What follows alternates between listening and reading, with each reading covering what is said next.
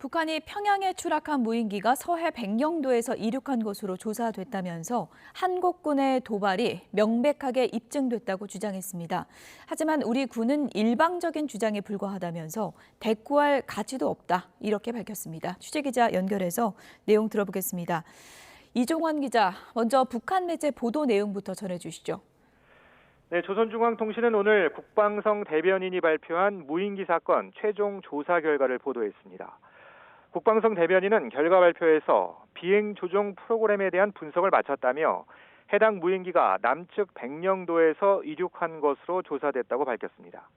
같은 내용의 기사를 주민들이 보는 노동신문에도 올리며 관련 그래픽과 함께 분초 단위로 나눈 비행 이력을 표로 만들어 씌웠는데요. 평양에서 추락한 무인기는 10월 8일 밤 11시 25분 30초에 백령도에서 이륙했다며 북으로 넘어온 뒤 다음날 새벽 외무성과 국방성 청사 상공에 대북 전단을 살포했다고 주장했습니다. 비행 조정 프로그램에는 다른 비행 계획과 이력 238개가 들어있었는데 추락 당일을 제외하면 모두 한국 영역 안에서 이루어진 비행 자료라고 강조했습니다. 이 같은 데이터를 근거로 북한은 한국군의 무인기 도발이 여지없이 입증됐다고 거듭 주장했습니다. 그러면서 재발할 경우 도발 원점은 우리의 가혹한 공세적 행동으로 영영 사라지게 될 거라고 위협했습니다. 앞서 북한은 지난 11일 한국 무인기가 평양을 침투해 전단을 살포했다고 주장한 뒤 지난 19일엔 추락한 무인기 잔해를 발견했다고 사진도 공개했습니다. 네, 이에 대한 우리 군의 반응도 나왔죠.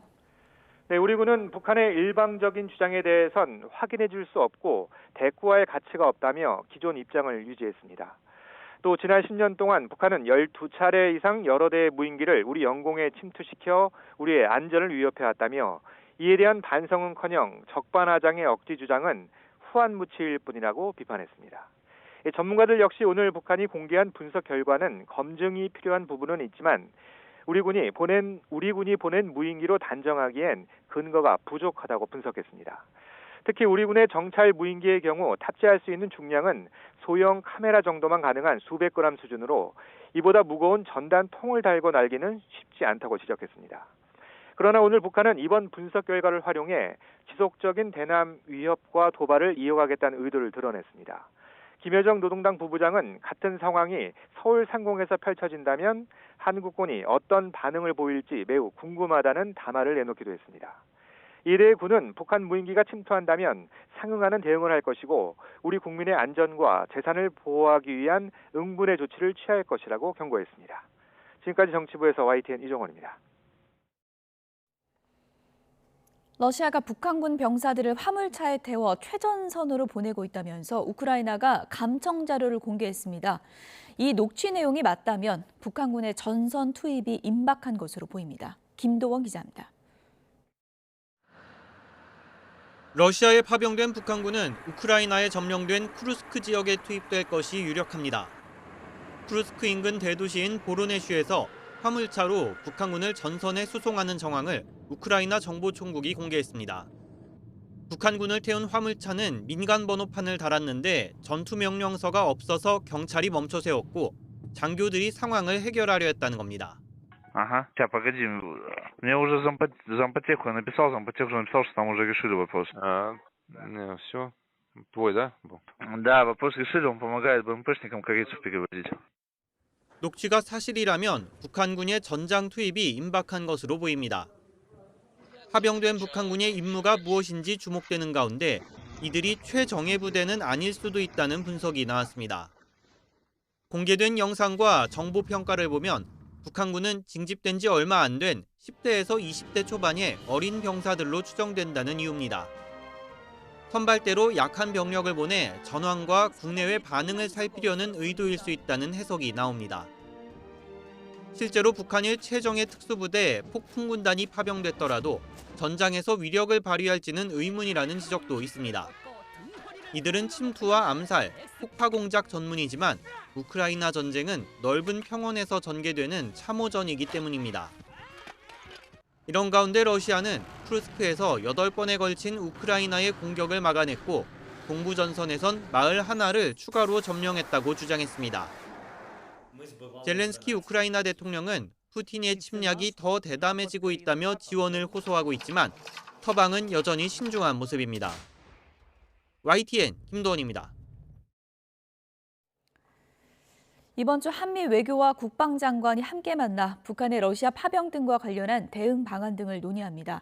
외교부는 조태열 외교부 장관과 김용현 국방부 장관이 오는 31일 미국 워싱턴에서 안토니 블링컨 미 국무부 장관과 로이드 오스틴 미 국방부 장관을 만나서 제6차 한미 외교 국방장관의 이른바 2+2 회의를 연다고 밝혔습니다. 특히 이번 회의에서는 최근 북한군의 러시아 파병과 관련한 정보 공유와 이에 대한 대응 방안에 대해서도 심도 있는 논의가 이뤄질 것으로 전망됩니다. 특별감찰관 추진 여부를 놓고 여권에서 내홍이 이어지고 있죠. 오늘 오전 국민의힘 지도부 회의에서는 개파 간의 신경전이 공개적으로 표출됐습니다.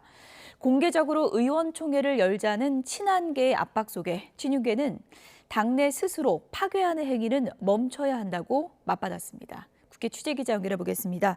임성재 기자. 네, 국회입니다. 네, 오늘 오전에는 친윤 친한계가 공개적으로 설전을 벌였죠.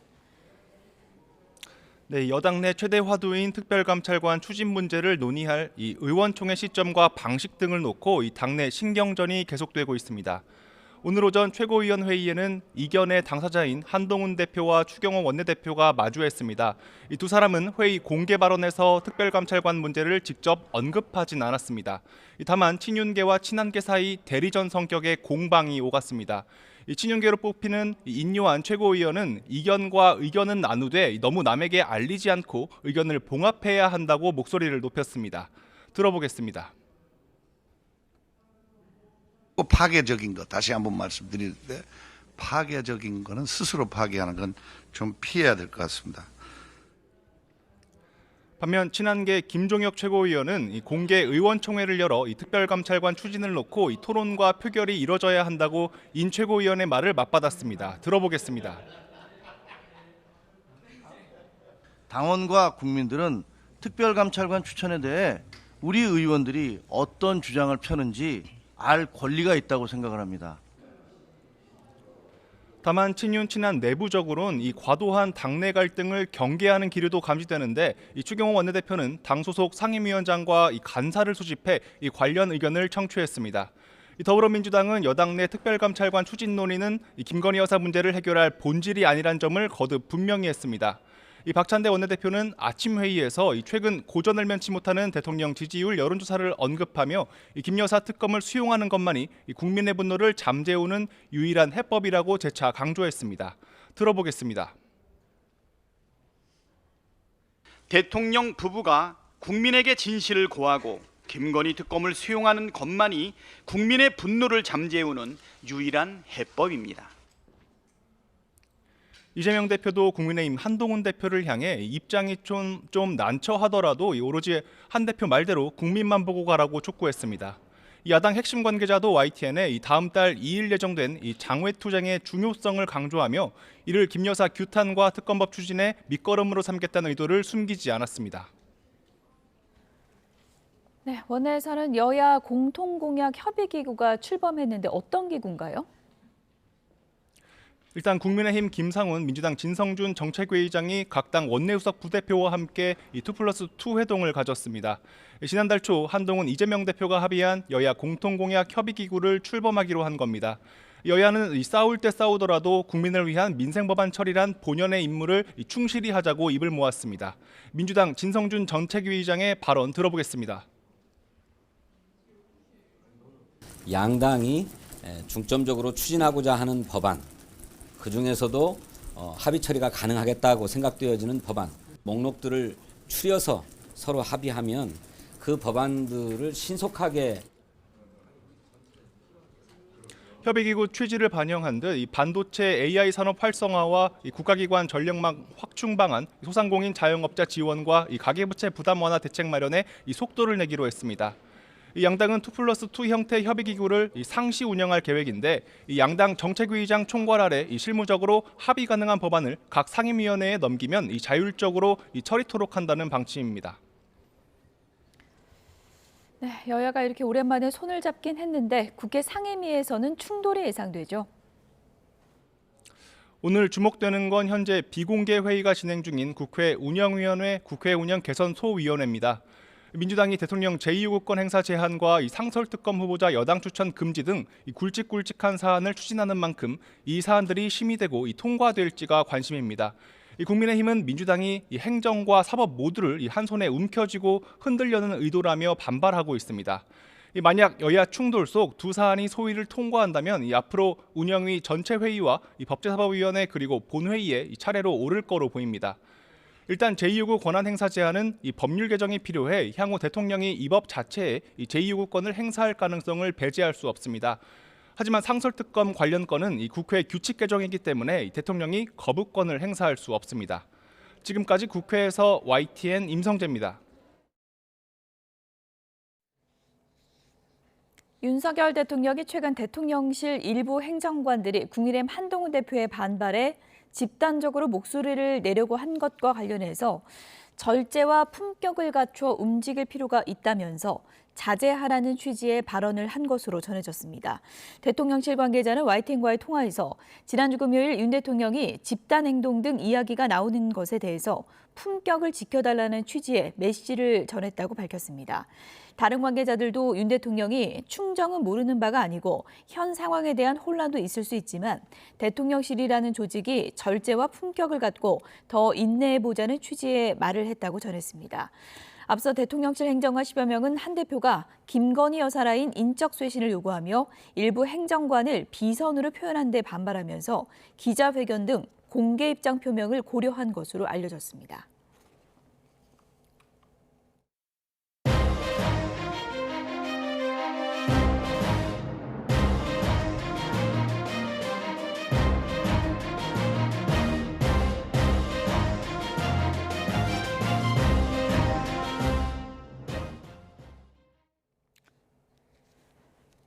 일본 자민당과 열린여당이 총선에서 과반 의석 확보에 실패하면서 일본 정계가 소용돌이 칠 것으로 보입니다. 이번 총선 결과로 자민당 내에서는 이시바 총리에 대한 책임론과 함께 퇴진 움직임도 본격화될 것이라는 전망입니다. 일본 현지 연결해 보겠습니다. 김세호 특파원. 네, 도쿄입니다. 네, 집권 자민당의 참패인데요. 의석 확보 현황부터 정리를 좀 해볼까요? 네, 우선 이번 일본 중의원 총선은 여당의 과반 붕괴 그리고 야당의 약진으로 요약됩니다. 이시바 총리가 이끄는 집권 자민당은 191석, 연립 여당인 공명당은 24석 확보에 그쳤습니다. 단독 과반에 실패한 것은 물론이고 공명당과 합쳐도 465석의 과반이 233석에 훨씬 못 미쳤습니다. 특히 자민당에서는 법무상과 농림수산상 등 이시바 내각의 현직 강요 2명이, 공명당에서는 이시 게이치 대표가 낙선한 것은 여당의 패배를 보여주는 상징적인 대목입니다. 자민당이 과반을 놓친 것은 2009년 옛 민주당의 정권을 넘긴 뒤 15년 만에 처음입니다. 이 같은 결과는 지난해 연말 터진 자민당 비자금 스캔들과 이로 인한 불신이 가장 큰 원인으로 분석됩니다. 비자금에 연루돼 공천 배제했던 의원 측에 당 차원의 비자금을 지급한 사실이 드러나면서 비판은 더욱 확산했습니다. 반면 이번 선거전에서 자민당의 비자금 문제를 집중 공략해온 제1야당인 입헌민주당은 기존 98석에서 무려 148석, 국민민주당도 7석에서 28석으로 의석수를 크게 늘리면서 약진했습니다. 야당 전체 의석수는 250석으로 자민 공명의 여당 의석 215석을 웃돌았습니다. 네, 이시바 정권의 명운이 걸린 선거였다고 해도 과언이 아닐 텐데 앞으로 파장이 크겠죠. 네, 이시바 총리는 취임 직후 역대 최단기간 중의원을 해산하고 총선을 치르는 승부수를 던졌습니다. 당내 기반이 취약한 상황에서 새 정권 출범에 대한 기대를 활용하려는 의도였지만 과반 확보 실패에 따른 당내 거센 책임론에 휘말릴 것으로 보입니다. 당내 반대파를 중심으로 한 이시바 퇴진 움직임도 본격화할 가능성이 있습니다. 이시바 총리는 이번 결과에 엄한 심판을 받았다면서도 물러날 뜻이 없음을 시사했는데요. 직접 들어보겠습니다. ここに至るまでは相当に厳しいねと思いますし、それ選挙の途中というかな、半ばぐらいからこれは相当きついねということは実感はしてましたね。 반면 크게 약진한 제1야당인 입헌민주당은 이번 기세를 몰아 야당의 새 결집을 시도하며 정권 교체를 위한 작업에 나설 것으로 전망됩니다. 역시 직접 들어보겠습니다. 政権交代こそ最大の政治改革と言っている以上、そのチャンスがあるならば、この選挙の結果を踏まえて、各党と誠意ある対応を始めて。 네, 이론상 야당 의석을 모두 결집하면 총리 교체도 가능하지만 야당 간 노선이 다른 만큼 아직은 현실화하기는 쉽지 않습니다. 입헌민주당도 당장의 정권 교체 시도보다는 내년 참여연 선거 등을 고려해 다른 야당과의 대화와 협력을 이야기하면서 장기적인 정권 탈환 계획에 우선 집중할 것으로 보입니다. 지금까지 도쿄에서 YTN 김세호입니다.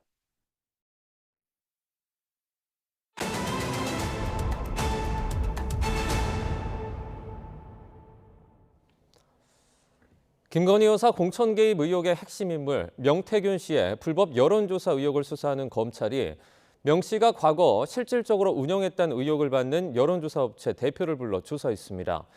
관련 수사에 속도가 붙을지 주목되는데 명 씨는 정권 교체에 몸을 바쳤을 뿐이라며 거듭 결백을 주장했습니다. 나혜인 기자입니다.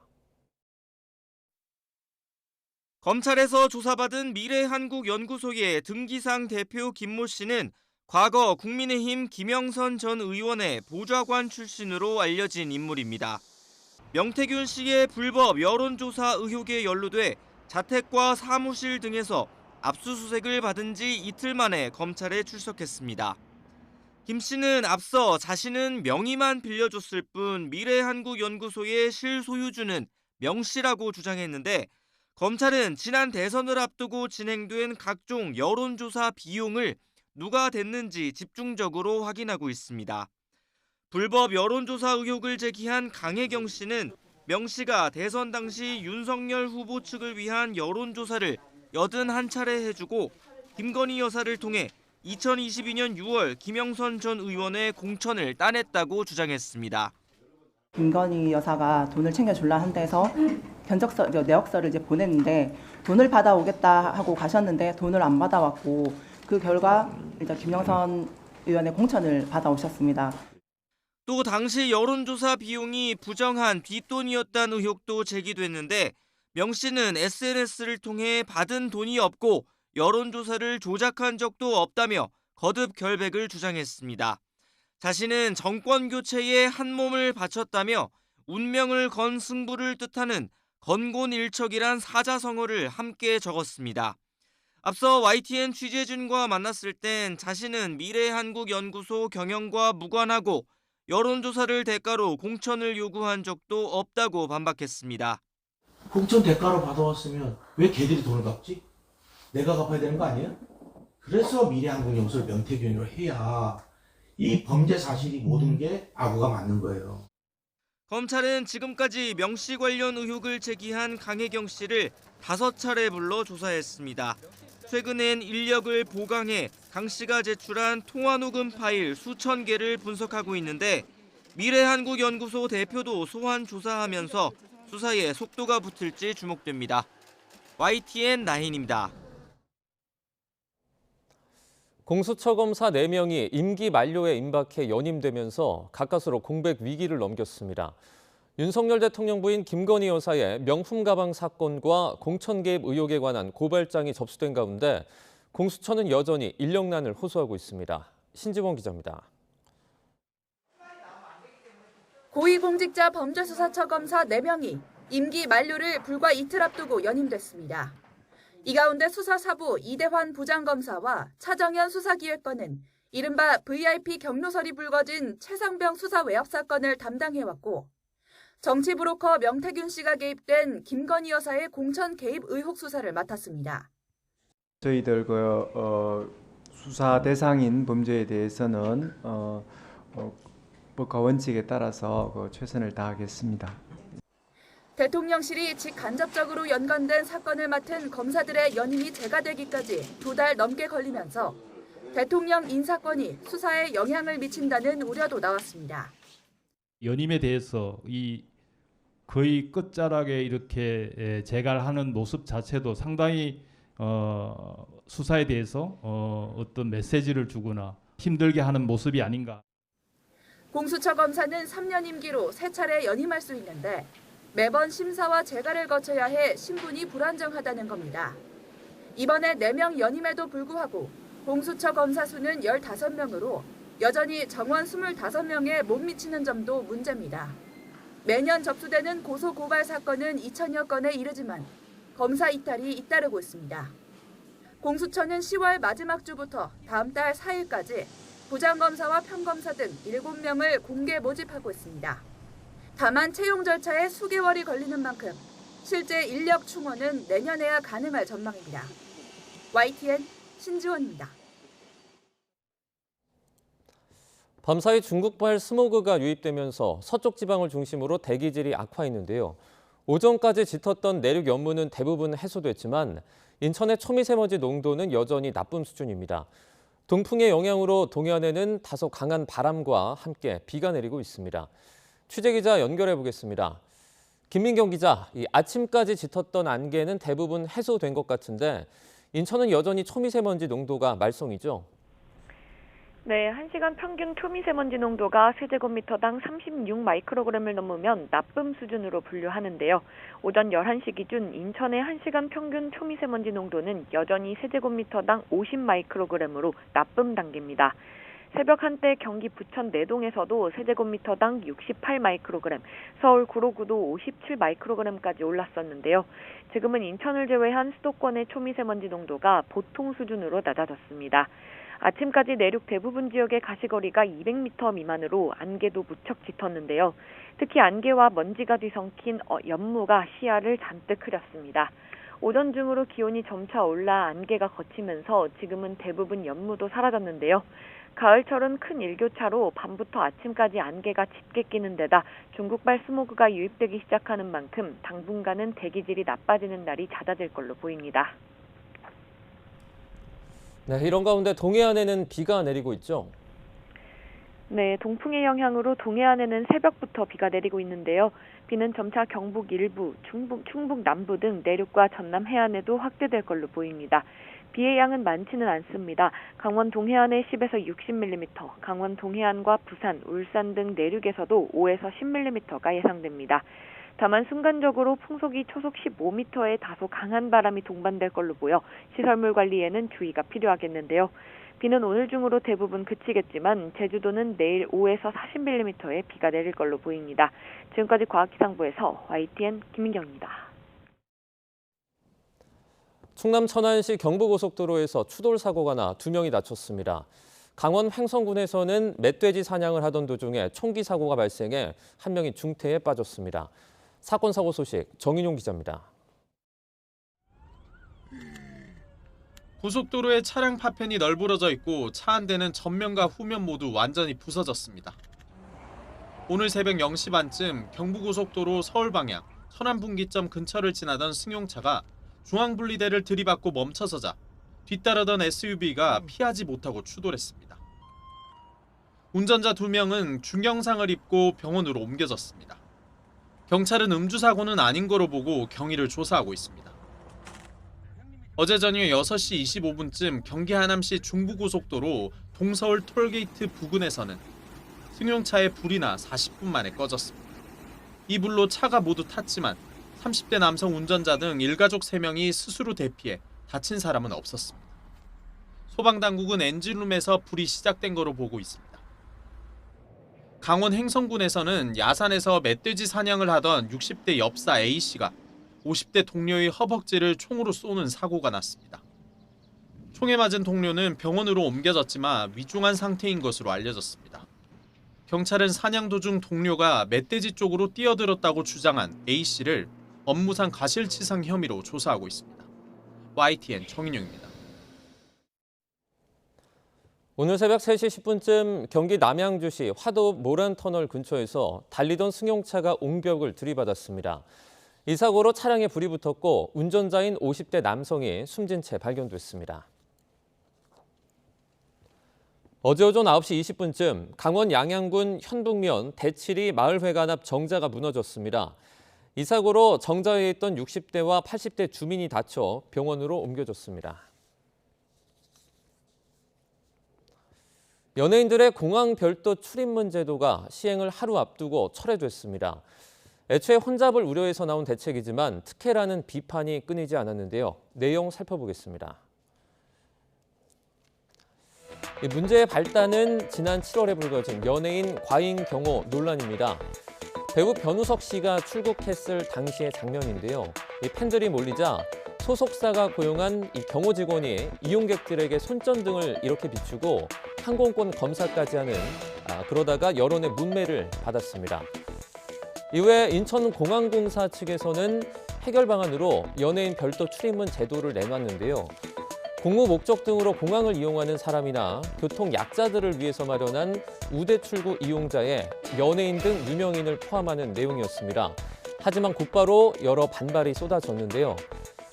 우선 팬들이 몰리는 데는 연예 기획사가 자초한 면이 있다는 지적입니다. 각종 홍보 효과나 협찬을 위해 팬과 언론에 이 출국 일정을 사전에 알리기 때문이라는 건데요. 이뿐만 아니라 영리 목적의 출입국인 만큼 공무 수행을 위해서 마련한 별도 출입구 이용 취지와도 멀다는 겁니다. 국회 국정감사에서도 성토가 쏟아졌습니다. 그리고 공무 수신자를 보니까 주로 대형 기획사들입니다. 그러니까 임영웅 씨 같은 물고기 뮤직 이런 소형 소속사는 있지도 않습니다. 그럼 매출액 기준으로 해줄 거예요? 아니면 저 인기 투표해가지고 저 순위 안에 들은 사람 해줄 거예요? 결국 공항공사는 별도의 출입문 운영 계획을 하루 앞두고 전면 철회했습니다. 혼잡 예방을 위해서 필요하면 추가 요금을 내고 신속한 출입국 절차를 거치는 이른바 신속 출국 서비스를 도입하자는 제안도 나오고 있지만 마찬가지로 특혜 논란에서 자유롭지 않은 상황. 그렇다 해도 공항 혼잡은 결국 이용객 안전 문제로까지 이어지는 만큼 신속한 대책이 필요하다는 지적이 꾸준히 나오고 있습니다. 이태원 참사 당시 용산구에서 재난안전관리를 담당하는 방재안전직 공무원이 한 명뿐이라는 사실이 알려져 논란이 됐습니다. 정부에서는 방재안전직을 늘리겠다는 계획이지만 목표에 미치지 못하고 있는데요. 이들의 업무 부담을 줄이고 처우를 개선하는 노력이 필요하다는 지적이 나오고 있습니다. 이현정 기자입니다. 지난 2022년 159명이 숨진 이태원 참사 당시 용산구청의 재난관리를 전문으로 하는 방재안전직 공무원은 단 한 명이었습니다. 전문 인력 부족이 재난안전 상황실 늑장 구성 등 부실한 대응에 영향을 미쳤다는 지적이 잇따랐습니다. 그런데 정부는 이미 지난 2020년 전국 지자체 방재안전직 공무원을 매년 200명씩, 올해까지 모두 800명 증원해 1,640명까지 늘리겠다는 계획을 세워둔 상태였습니다. 하지만 올해 8월 기준 지자체 방재안전직 공무원은 871명으로 불과 200명 정도 느는 데 그쳤습니다. 목표치의 25%에 불과한 수준입니다. 톱니바퀴를 제대로 돌게 만들려고 이 방재안전직 공무원을 뽑은 거거든요. 이 계획을 수립하고 그런 것들을 이제 각 기능으로 전파를 하면서 그것을 이제 관리하고 또 이 사고를 막을 수 있는 그런 방재안전직이 기피 직종인 것도 문제입니다. 업무 부담이 과중하고 인명사고가 발생하면 큰 책임까지 따르기 때문입니다. 2017년 기준 조기 퇴직률은 11%로 전체 지방공무원 퇴직률 0.8%의 14배에 달합니다. 또 87%가 직무 만족도가 낮거나 보통인 것으로 나타났습니다. 주말이나 공휴일 가릴 것 없이 비상근무를 하는 게 가장 큰 고충이지 않을까 생각합니다. 그 부분에 있어서 조금 꺼려하지 않을까 싶기도 하거든요. 이에 따라 방재안전직의 업무 부담을 줄이고 처우를 개선하는 노력이 시급하다는 지적이 나옵니다. 부담이 없도록 업무를 좀 효율화해주는 부분들, 사부처에 대한 어떤 이런 이 지원이나 협조를 조금 더 이제 강화시켜 놓는다든지. 행정안전부는 방재안전직 채용은 각 지자체 책임이라면서도 재교육과 수당 지급 등을 바탕으로 처우 개선을 위해 노력하겠다고 밝혔습니다. 인파를 제대로 관리하지 못해 이곳에서 참사가 벌어진 지 2년이 지났습니다. 재난이 다양해지는 만큼 충분한 전문 인력을 유지할 수 있도록 실효성 있는 대책을 마련해야 한다는 목소리가 나옵니다. YTN 이현정입니다.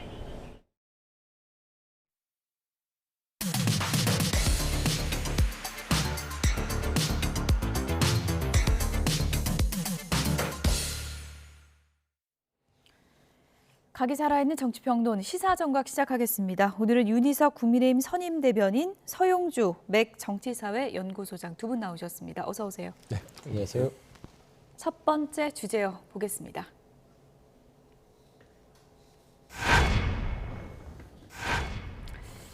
내가 대통령에 반대하는 건 모두가 사는 길이기 때문이다.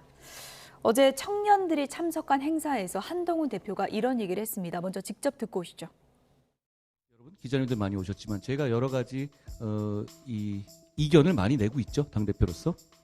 저는 그게 맞는 길이라고 생각하는 것이고 그게 우리 모두가 사는 길이라고 생각해서 내는 것인데요. 우리 국민의힘에서는 그게 가능합니다. 저에게 반대하는 것도 얼마든지 자유롭게 조롱성 말도 할 수 있습니다. 제가 대통령에게 반대하는, 개인에 반대하는 것이 아니죠. 정책에 반대하는 목소리 자유롭게 공개적으로 낼 수 있습니다. 뒤집어 보시죠. 더불어민주당에서 이재명 대표의 사법 리스크에 대해서 신랄하게 비판하는 원내대표? 아니면 주요 핵심 이 당직자 상상할 수 있습니까? 못할걸요? 그런 장면 상상할 수 없습니다. 그거 큰 차이입니다.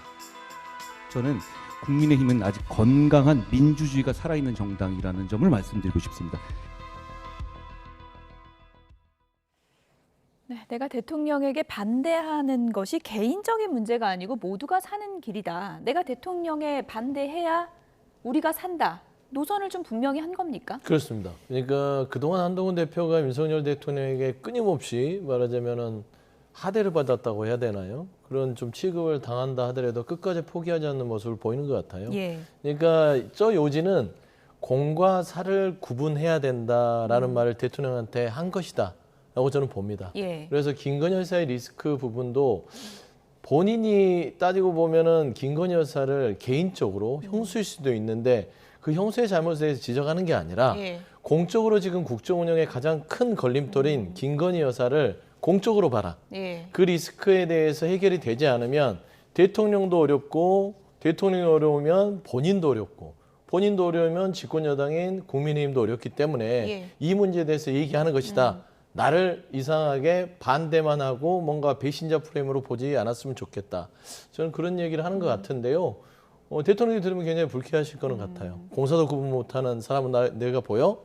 라고 예. 들을 수 있는데 좀 사족은 있네요. 민주당을 비교를 해서 민주당의 이재명 대표의 사법 리스크에 대해서 비판하는 사람을 본 적이 있느냐? 예.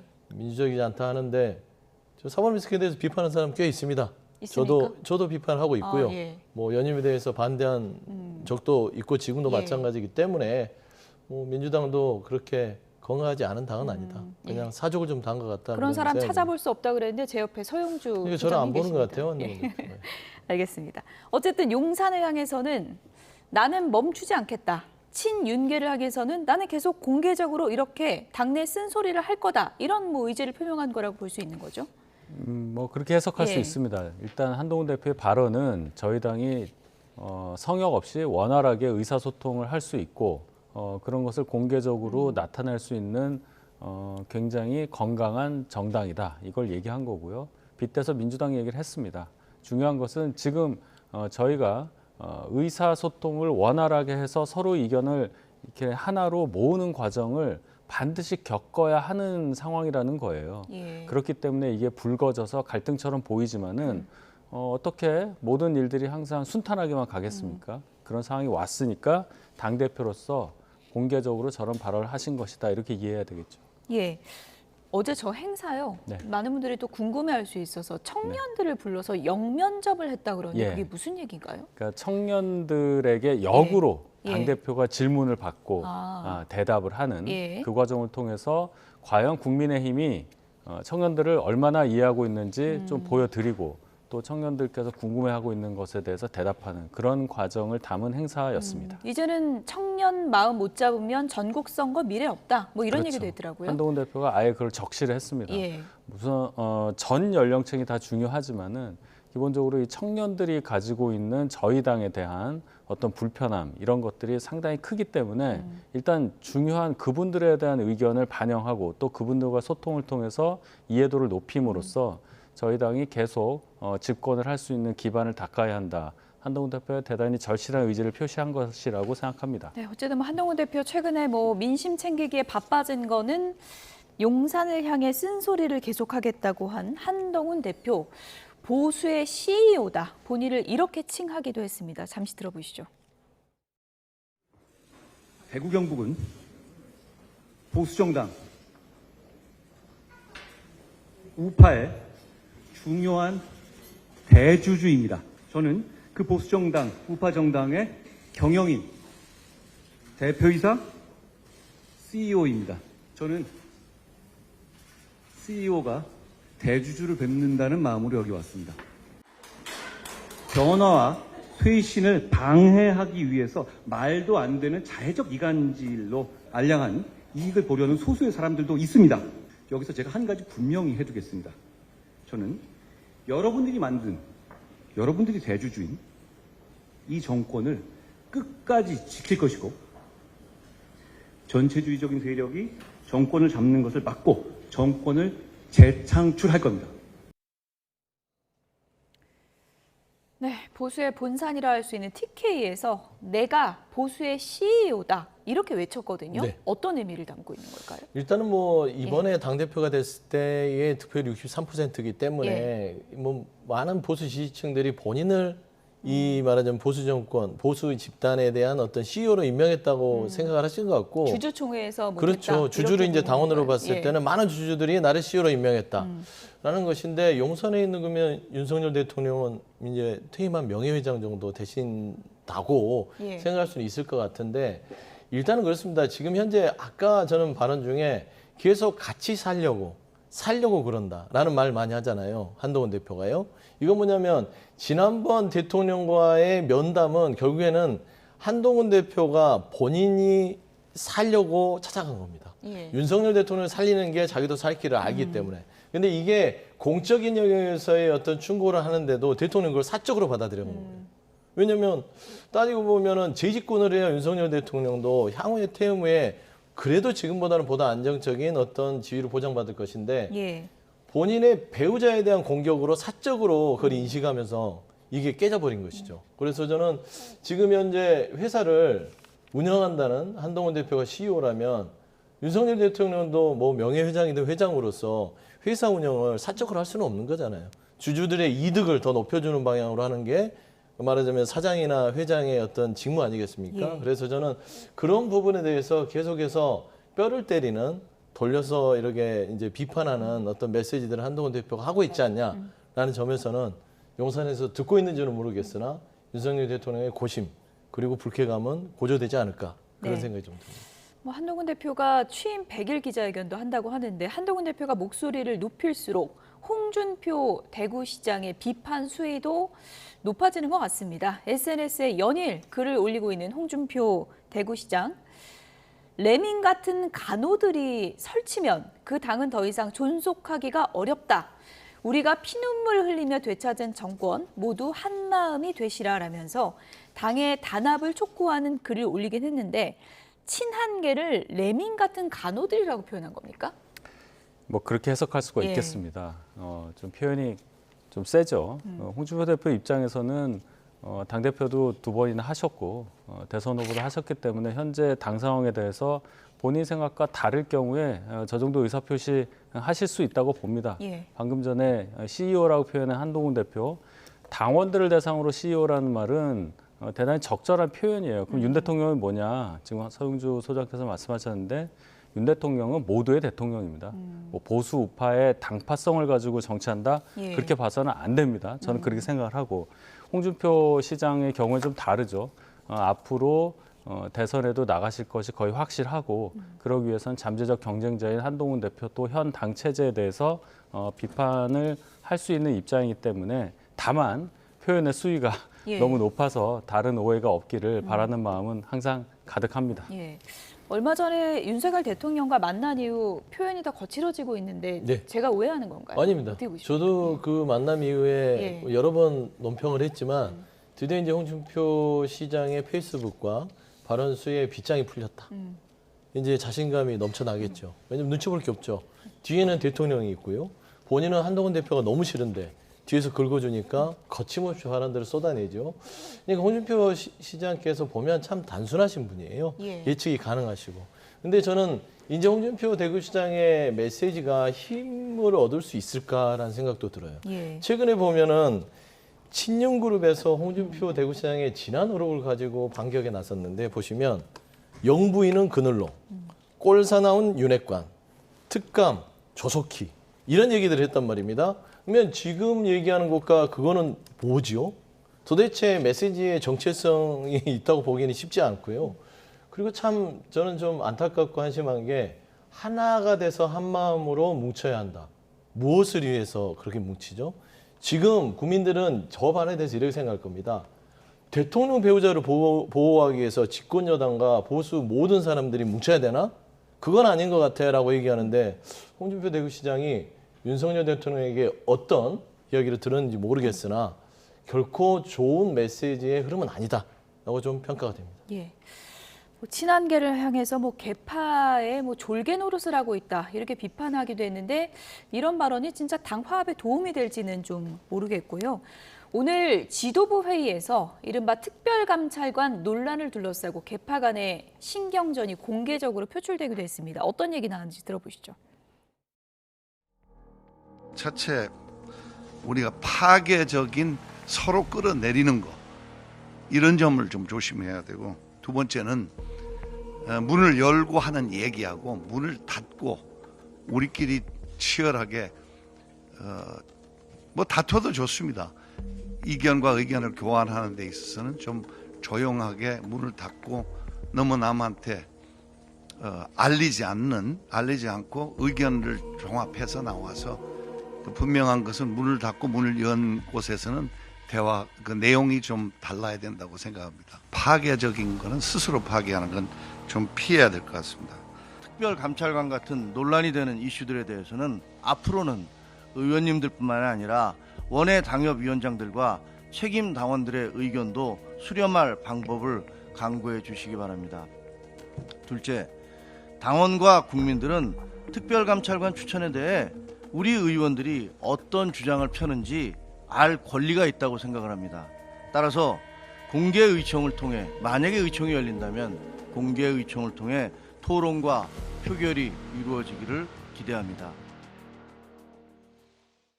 네, 한쪽은 문을 닫고 싸우자고 하고 있고 한쪽은 문을 열고 싸우자고 하고 있는데 어쨌든 개파 간의 신경전이고, 김종혁 최고위원은 친한계 대표적인 인물인데 특별감찰관 이거 표결하자 이렇게 얘기했거든요. 이거 친한계 공식 입장입니까?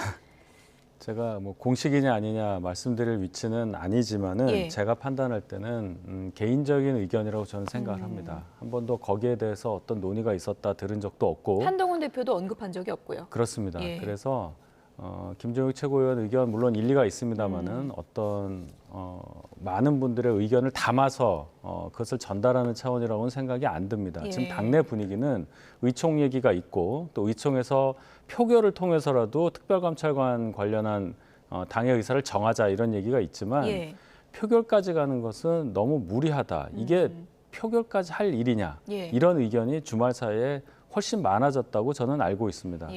인요한 최고위원의 말씀도 아마 그 차원에서 하신 말씀으로 보고, 이 부분은 앞으로 남은 여러 가지 일들 가운데에서 또 걸림돌이 될 상황이 되니까 아마도 책임 있는 분들끼리의 어떤 대화를 통해서 원만하게 해결하는 방향으로 가지 않을까 이렇게 생각합니다.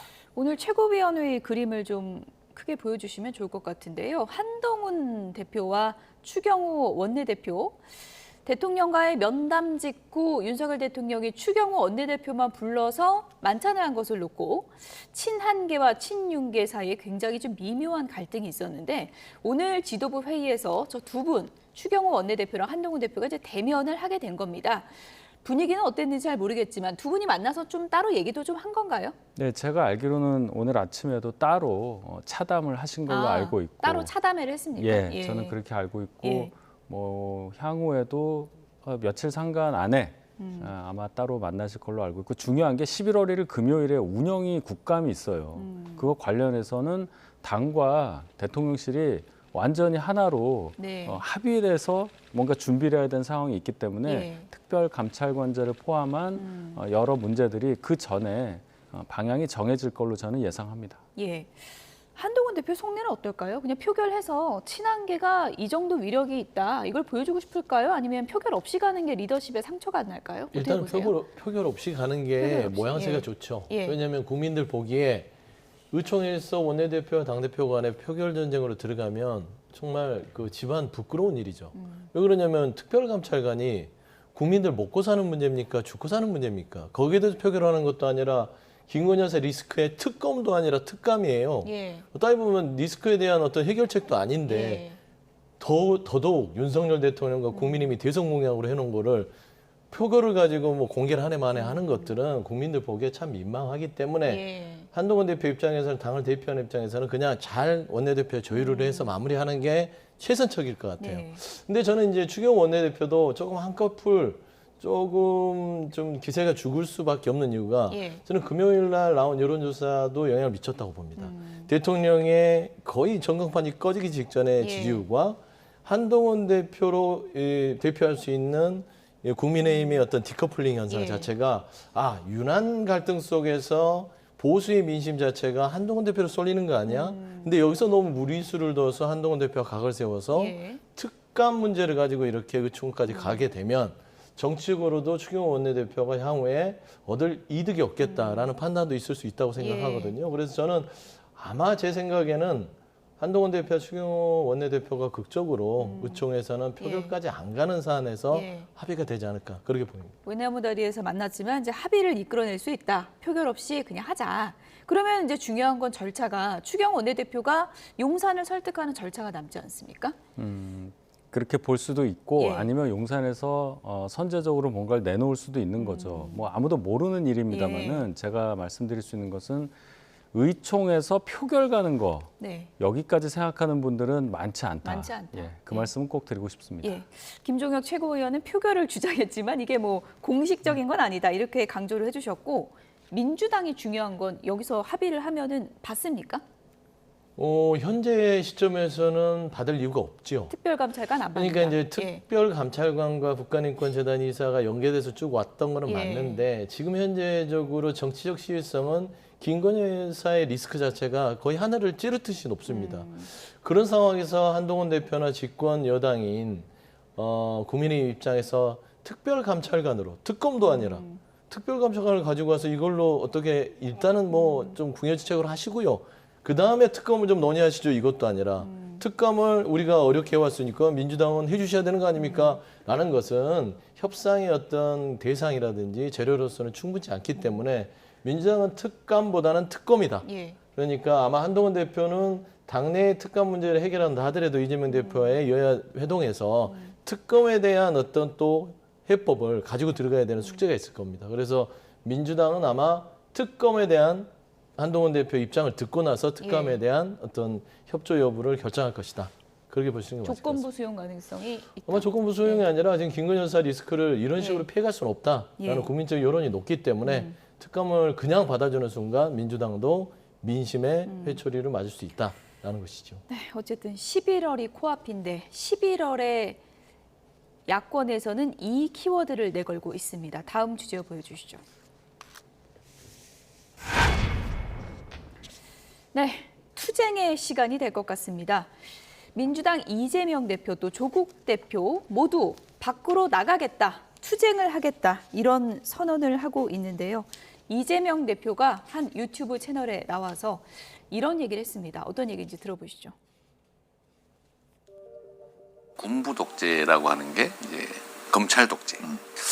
사람을 압박하는 방식이 과거에는 물을 먹이고 전기로 지지고 그래서 당사자만 집중적으로 했다면 지금은 영장과 공권력을 가지고 요 사람의 주변을 파고 그 주변 사람의 주변을 파고 그 주변 사람의 주변 사람의 주변을 파고 그래서 하나를 잡으면 이 사람을 잡고 다음 이 사람을 잡고 결국 타겟을 잡는 이 실제 성공하고 있거든요. 수없이 많은 사람들이. 근데 그 과정에 저도 있는 거고 소위 연성 독재? 독재 같지 않은 독재를 하는 거죠. 일종의 쿠데타 비슷한 거라고 보거든요. 연성, 친위, 쿠데타. 시스템과 제도를 활용해서 상대를 제거한 거죠. 네, 이것은 뭐 연성 독재다. 표현을 하자면 그렇다라고 지금 이재명 대표가 강조하고 있는데 같이 장애투쟁에 또 함께하겠다 이런 각오인 것 같거든요. 네. 어떻게 보셨어요? 여러 용어를 쓰면서 이제 쿠데타, 뭐 친이 쿠데타 얘기하시는데요. 민주당 또는 조국 신당 이쪽 분들은 반법치주의 강성 쿠데타를 하고 있다고 저는 생각합니다. 국회에서 청문회를 열어서 모의 재판을 진행을 하고 검사에 이어서 판사까지 겁박하는 사태까지 왔기 때문에 이것이 반법치주의가 아니면 뭐냐 이런 지적을 피할 수가 없을 걸로 보이고 지금 갑자기 추워지니까 나와서 장외투쟁하겠다. 이것은 본인들이 갖고 있는 소위 말하는 1심 판결 예. 2개 남겨져 있는 이재명 대표와 대법원 판결 앞두고 있는 조국 대표 이 두 분의 이 신상 문제와 관련된 거라고밖에 볼 수가 없어요. 예. 결과적으로는 그 이후에 판결 이후에 저희는 이제 유죄로 생각하는데 예. 그 판결 이후에 뭔가를 하려면 미리 어떤 장치를 만들어 놓은 다음에 투쟁을 할 수 있지 않겠습니까? 예열 단계라고 보시는 그렇죠. 건가요? 윤석열 정부는 뭐 탄핵돼야 하고 예. 물러나야 하고 이걸 만들어 놔야 판결이 나와도 뭔가 할 수 있는 말이 생기는 거예요. 특히나 조국 신당 같은 경우에는 정말로 판결이 그대로 확정이 되면 조국 대표가 정치권에서 사라지는 사태가 벌어지잖아요. 그럼 당의 존립과도 관련이 있기 때문에 뭔가를 남겨놓기 위해서라도 저렇게 장외투쟁 할 수밖에 없다. 제도권 밖에서 뭘 할 수밖에 없는 두 당의 딱한 처지를 그대로 보여주는 사례라고 저는 생각합니다. 조국 대표는 아예 탄핵 선언문을 읽었습니다. 그러니까 투쟁에 앞서서 탄핵이라는 두 글자를 내건 건데요. 네. 장애투쟁 하다 보면 민주당과 이 조국혁신당하고 이렇게 합쳐지는 건가요? 아니면 따로 가는 걸까요? 현재까지는 합쳐지지는 않을 것 같고요. 예. 그러니까 조국 혁신당과 민주당은 뭐 같은 장애투쟁을 하더라도 온도차는 분명히 있습니다. 조국 혁신당은 윤석열 대통령의 탄핵을 직접적으로 거론하고 나서고 있고 예. 민주당은 김건희 여사에 대한 규탄 대회죠. 규탄입니다. 예. 그러니까 김건희 여사가 계속해서 국정에 큰 걸림돌이 되고 있음에도 불구하고 대통령이 공사를 구분하지 못하고 계속해서 본인의 배우자를 보호하는 데 급급하고 공정과 상식을 얘기했던 윤석열 정부가 이게 공정합니까? 본인의 배우자를 지키려고 말하자면 국정의 책임도 버리고 보수 정권의 미래도 버리고 국민의 어떤 민생도 버리는 이런 상황에서는 김건희 여사를 대통령이 사적으로 못 버리면 공적으로라도 버릴 수 있는 그런 계기를 만들어주는 상황을 만들어야겠다는 게 민주당의 입장이고요. 예. 조국혁신당은 태생적으로 윤석열 대통령 탄핵하겠다고 나선 당이잖아요. 예. 3년은 너무 길다. 예. 그 말은 말하자면 3년 이내에 윤석열 대통령의 어떤 위치를 변화시키겠다라고 했기 때문에 조국혁신당은 본인의 정당의 태생처럼 지금은 극도로의 지금 국정 운영의 혼란에 대한 메시지를 탄핵 규탄으로 지금 처신을 하기 때문에 민주당은 일단 현재까지는 김건희 여사 규탄 대회로만 한정되어서 하는 걸로 아마 공식 입장이 그렇게 밝혀진 걸로 어쨌든 알고 키워드는 서로 다르다. 아예 다르죠. 아예 다르다. 네. 이렇게 강조를 해주셨고 최근에 여권을 향해서 공세를 높이고 있는 야권이 북한의 러시아 파병을 놓고도 정부를 상당히 강한 강도로 비판하고 있는데요. 한기호 의원의 문자가 노출된 것을 놓고도 민주당에서 이렇게 공세를 퍼붓고 있습니다. 지금 이제 보고 계신 이 문자죠. 한기호 의원과 신원식 안보실장 간의 문자입니다. 우크라이나와 협조가 된다면 북괴군 부대를 폭격, 미사일 타격을 가해서 피해가 발생하도록 하고 이 피해를 북한의 심리전으로 써먹었으면 좋겠다 하니까 신원식 안보실장이 잘 챙기겠다라고 답장한 이 문자가 공개되면서 논란이 된 바 있습니다. 물론 대통령실은 이게 정부의 공식 입장이 아니다 이런 입장을 밝힌 바 있는데요. 민주당에서 어떤 얘기들이 나오고 있는지 내용을 좀 들어보도록 하겠습니다. 결국은 전쟁 사주 그리고 그것이 결국 이제 저희들이 쭉 지적해왔던 계엄 음모 이런 것들이 다 연동되는 것의 핵심은 권력 유지고요. 아주 심플하게 생각한다면 결국은 역지사지를 해보면 되는 것인데 지금 권력의 중심이 김건희 여사의 머릿속엔 뭐가 있겠습니까? 감옥 가기 싫다. 이것이 모든 문제의 본질이다 이렇게 보고 있습니다. 계엄 음모는 여전히 진행되고 있다고 보십니까? 아니면 혹시 그 문제이기 때문에 봅니다. 김건희 여사의 의혹을 덮기 위해 3차 세계대전의 불씨를 한반도로 가져오려는 것입니까? 한국 전쟁은 아직 끝나지 않았습니다. 언제든 재발할 수 있는 휴전 상태입니다. 윤석열 정권이 가져온 작은 불씨가 전 세계를 집어삼킬 수 있다는 걸 명심하기 바랍니다. 네, 뭐 엄청난 전쟁으로 이어질 수 있는 작은 불씨 아니냐. 민주당에서는 지금 이렇게 공세를 퍼붓고 있는 거거든요. 발언의 수위가 과하죠. 전쟁 사주라니요. 우리나라가 그럴 힘이 있는 그런 국력을 갖고 있는 나라냐. 절대 그렇게 생각하지 않고 뭐 전 세계까지 얘기를 하는데요. 예. 108명의 저희 당 국회의원 중 한 분이 개인적인 의견을 군에서 교류했었던 또 당에서 교류했었던 정책실장과 한 겁니다. 윤상현 의원은 뭐 군인 정신 아니냐 뭐 이렇게도 얘기하던데요. 그 두 분이 다 삼성 장군 출신이라 그런 대화가 오간 거 정도로 보고 국방부 장관이 바로 부인하지 않았습니까? 예. 그 정도 선에서 그쳐야 하는 일이라고 생각합니다. 국민의힘에서는 뭐 이런 거 비판하는 것까지는 알겠는데 김정은 위원장부터 좀 비판해야 되는 거 아니냐 또 이렇게 맞받아치고 있습니다. 김정은 위원장에 대해서 예. 민주당은 줄곧 정상적이지 않다라고 얘기를 해왔어요. 북한이라는 나라가 정상적인 집단은 아니잖아요. 그 정상적이지 않은 집단에 대해서 매번 욕하면 뭐 할 겁니까? 규정은 돼 있고 중요한 거는 지금 말하자면 한교 의원께서 국가안보실장과의 나는 대화입니다. 이게 어떻게 사적인 대화가 될 수 있어요? 이건 공적인 대화예요. 그리고 우크라이나 전쟁이 지금 계속되고 있는데 여기에 왜 우리가 끼어들어요? 잘못하면 남북 대리전이 될 수 있는 상황에서 한반도 정세에 악영향을 미칠 수 있다는 점에서는 좀 신중하고 사과를 해도 불구한데 가소롭다고 한교 의원이 그랬어요. 말이 됩니까? 그런 부분에 있어서는 좀 안보를 책임지는 현 정권의 군 출신 고위 관료들은 좀 정신을 좀 차렸으면 좋겠다 그런 말씀드립니다. 김민석 최고위원의 계엄 얘기가 이번에 또 나왔는데 네. 이거 계엄과 뭐 연관 지을 수 있을지는 뭐 두고 봐야 될 문제 같습니다. 지금까지 윤희석 국민의힘 선임 대변인, 서용주 맥 정치사회 연구소장 두 분이었습니다. 고맙습니다.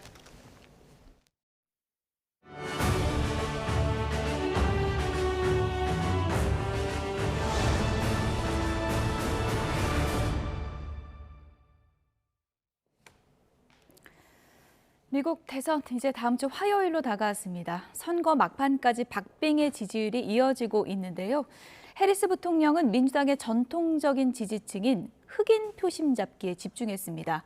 또 트럼프 전 대통령은 삼성과 SK 등 해외 반도체 기업을 유치하기 위한 지원금 정책을 비판하면서 높은 관세 장벽을 대안으로 제시했습니다.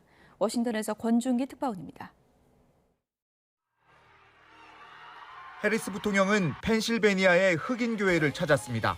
경합주 가운데서도 가장 중요한 펜실베니아에서 민주당의 전통적 지지층인 흑인 표심을 잡기 위해서입니다.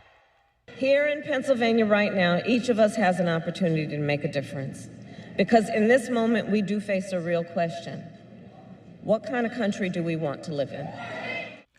트럼프 전 대통령은 삼성전자와 SK 하이닉스 등 해외 반도체 기업을 유치하기 위한 바이든의 지원금 정책을 비판했습니다. 높은 관세만 부과해도 해외 기업이 알아서 미국에 공장을 지을 거라며 고율 관세 정책을 만능으로 내세웠습니다. That chip deal is so bad. We put up billions of dollars for rich companies to come and borrow the money and build chip companies here, and they're not going to give us the good companies anyway. All you had to do is charge them tariffs. 마지막까지 박빙 판세가 이어지는 가운데 ABC 뉴스는 3주 사이 해리스가 트럼프와의 지지율 격차를 더 벌렸다는 여론조사 결과를 발표했습니다. 투표 의향층 지지율이 이달 초 2%포인트에서 4%포인트 차이로 커졌다고 집계했습니다. 특히 해리스가 최근 공을 들인 히스패닉과 흑인 유권자 표심이 돌아왔다고 ABC 뉴스는 분석했습니다. 히스패닉은 해리스와 트럼프 지지율 격차가 22%포인트에서 30%포인트로 커졌고 흑인 지지율은 90대 7%로 해리스가 압도적 우위를 확보했다고 전했습니다. 다만 뉴욕타임스와 CNN이 최근 내놓은 마지막 여론조사는 두 사람 지지율이 동률로 나온 데다 7개 경합주 평균 지지율에서 트럼프가 앞선다는 조사 결과도 잇따르고 있어 일주일여 남은 대선 판세는 여전히 안개 속인 것으로 보입니다. 워싱턴에서 YTN 권준기입니다. 미국 공화당 부통령 후보인 벤스 상원의원은 트럼프 전 대통령이 재집권을 해도 미국이 나토를 탈퇴하지는 않을 것이라고 말했습니다. 벤스 의원은 다만 나토가 단지 복지 고객이 아니라는 것을 인식해야 한다며 트럼프는 나토 회원국이 실제 방위비 부담을 분담하길 원한다고 말했습니다. 또 나토의 문제점은 독일이 돈을 더 많이 써야 한다는 것이라며 미국은 세계의 경찰이 될 수 없고 나토가 미국에 의존하는 것이 아닌 동맹이 되기를 원한다고 강조했습니다. 평화의 소녀상에 입을 맞추는 등 한국에서 온갖 기행을 일삼아온 미국인 유튜버 조니 소말리입니다. 지난 24일 밤인데요. 이렇게 주먹으로 공격을 받죠. 서울의 한 거리에서 일행과 함께 라이브 방송을 진행하다가 갑자기 달려든 한 남성에게 주먹으로 얼굴을 가격당했습니다. 그리고 소말리가 촬영한 이 스마트폰을 빼앗아서 멀리 던지고 자리를 떠나는데요. 이후에 소말리는 한쪽 눈 위에 밴드를 붙인 채 다시 방송을 이어갔다고 합니다. 이 주먹을 날린 남성의 신원과 폭행 동기 등은 파악이 되지 않았습니다. 네, 소말리는 이 밖에도 지금 보시는 것처럼 편의점에서 음악을 크게 틀고 라면 국물을 쏟는 등 난동을 부리는 영상을 찍어 올려서 민폐 논란을 빚어왔습니다. 한 여성이 현관문을 열고 집을 나서는데 이렇게 발을 딛는 순간 바닥에 있던 구멍 안에 빠졌습니다. 문을 열자마자 아무것도 없는 허공에 발을 헛디디면서 순식간에 바닥에 떨어진 건데요. 현지 시간으로 지난 23일 중국 내몽골에서 살고 있던 이 여성은 외출하려고 현관문을 나서다가 이렇게 변을 당했습니다. 당시 현관 앞에 환풍구가 설치돼 있었는데 헐렁했던 환풍구 철제 덮개가 무너지면서 사고가 발생했다고 합니다. 천만다행으로 크게 다치지는 않았다고 하네요. 이 분홍색 쿠션을 쇠 막대기로 들춰보니 마치 뱀 같은 동물의 꼬리가 빼꼼 나와 있습니다. 그대로 둘 수는 없으니까 한 남성이 쿠션 안을 계속해서 들춰보는데요. 잠시 후에 모습을 드러낸 건 다름 아닌 이 킹코브라였습니다. 쿠션에서 머리를 길게 빼고 혀를 날름거리면서 공격을 하려고 하는데 자칫 이 목숨을 잃을 수도 있는 아찔한 상황입니다. 다행히 뱀조련사였던 이 남성이 소파 쿠션에 숨어있던 킹코브라를 조심스럽게 꺼냈고요. 다행히 다친 곳도 없는 것으로 전해졌습니다. 코끼리도 한 번에 물어 죽일 수 있는 맹독을 가지고 있다는 킹코브라. 일반인이 발견한다면 즉시 신고하는 게 좋을 것 같네요. 관광객을 태운 크루즈선이 강물 위를 이동하고 있습니다. 그런데 갑자기 선상 직원들이 움직이면서 관광객들에게 몸을 숙이라고 재촉하죠. 얼마 안 가서 이들의 머리 위로 철제다리 상판이 스치듯 지나갑니다. 아슬아슬하죠. 지난주 태국 방콕 짜오프라야 강을 오가는 디너 크루즈선에서 있었던 일입니다. 당시 방콕에 엄청난 양의 폭우가 내렸는데요. 이로 인해 강물 수위가 급격히 오르면서 몸을 완전히 웅크리지 않았다면 자칫 승객의 머리와 다리 상판이 정면 충돌할 만큼 아슬아슬했다고 합니다. 현재 시간으로 어제 벨기에에서 특별한 경주가 열렸습니다. 이 참가자들이 타고 있는 이것 바로 보트가 아닌 호박인데요. 300에서 500kg에 달하는 거대한 호박의 속을 파낸 뒤에 배 대신 타고 경주를 펼치는 대회입니다. 이 호박의 다른 용도를 찾기 위해서 탄생되었다고 하는데 이 파낸 호박씨는 따로 보관을 하고 쓰고 남은 호박배는 비료로 사용된다고 하네요. 전 세계적인 인기 배우죠. 티모시 샬라메 닮은 꼴 찾기 대회에 진짜 티모시 샬라메가 이렇게 나타났습니다. 티모시 샬라메는 현지 시간으로 27일 미국 뉴욕 맨해튼에서 열린 대회장을 깜짝 방문해서 자신처럼 분장한 사람들과 사진을 찍었습니다. 현장에 몰린 팬 수백 명은 예고 없이 나타난 티모시를 보고 환호했는데요. 경찰은 무허가 코스튬 대회를 개최한 혐의로 주최자들에게 벌금 $500를 부과하고 분중을 해산했습니다. 주최 측은 인근 놀이터로 자리를 옮겨 대회를 계속했다고 하고요. 영화 원카의 주인공으로 분장한 21살 마이스 미첼이 그날의 우승자로 뽑혔다고 합니다. 이스라엘이 이란 본토를 대규모로 공습하면서 전면전 위기감이 고조됐지만 양측은 곧바로 확전을 자제하며 숨고르기에 들어갔습니다. 이스라엘의 수도 텔아비브에서는 트럭이 버스 정류장으로 돌진하는 공격이 발생해 30여 명의 사상자가 나왔습니다. 보도에 유투건 기자입니다. 이란의 군사시설을 대규모로 공습한 지 하루 만에 네타냐후 총리는 모든 목표를 달성했다고 강조했습니다. 이란을 직접 겨냥한 추가 공격은 없을 것이란 의미로도 해석할 수 있는 대목입니다. התקיפה באיראן הייתה מדויקת ועוצמתית והשיגה את כל מטרותיה. 이란에서도 절제된 반응이 나오고 있습니다. 30여 년 만에 처음으로 적국 전투기에 영공이 뚫렸지만 하메네이 최고 지도자는 이스라엘이 공격을 과장하고 있다며 내부 단속에 주력했습니다. باید تشخیص بدن و درست بفهمن و اون چی که صلاح این کشور و این ملت هست اون رو انجام بدن. 이란과 이스라엘의 대결이 다시 한 고비를 넘기는 가운데 카타르에선 미국과 이스라엘이 만나 가자지구 휴전 방안을 논의하기 시작했습니다. 이런 움직임과 별도로 중동 곳곳에선 유혈 사태가 계속됐습니다. 이스라엘 수도 텔아비브에선 트럭이 버스 정류장을 덮쳐 30여 명이 숨지거나 다쳤습니다. A truck was just ramming in to the bus and the bus station, injuring tens of innocent people who were standing there. 사건이 발생한 지역은 모사드 본부를 포함해 이스라엘 정부 조직이 몰려 있는 곳으로 피해자 중엔 군인도 다수인 것으로 전해졌습니다. 이스라엘 국적의 아랍계 용의자는 현장에서 사살됐고 경찰은 테러 가능성에 무게를 두고 있습니다. 앞서 요르단강 서안에서도 차량을 몰고 이스라엘 군인을 향해 돌진하던 남성이 사살됐습니다. 헤즈볼라는 하이파 등 이스라엘 북부 곳곳을 공습해 여러 명의 부상자가 나왔습니다. 이에 맞서 이스라엘군은 레바논 남부와 가자지구 난민촌을 대대적으로 공습해 70명이 넘는 사상자가 발생했습니다. YTN 유튜건입니다. 에보 모랄레스 볼리비아 전 대통령이 차를 타고 가다가 총기 난사를 당했습니다.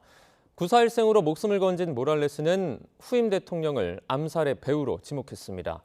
긴박했던 순간을 신웅진 기자가 전해드립니다. 조수석에서 급하게 통화를 하는 사람은 모랄레스 볼리비아 전 대통령입니다. 차에서 내려 도움을 요청하다가 급하게 다시 탑니다.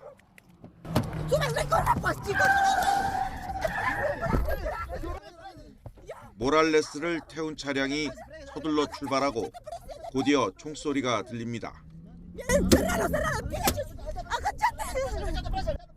앞유리에는 총알구멍 2개가 뚫렸습니다.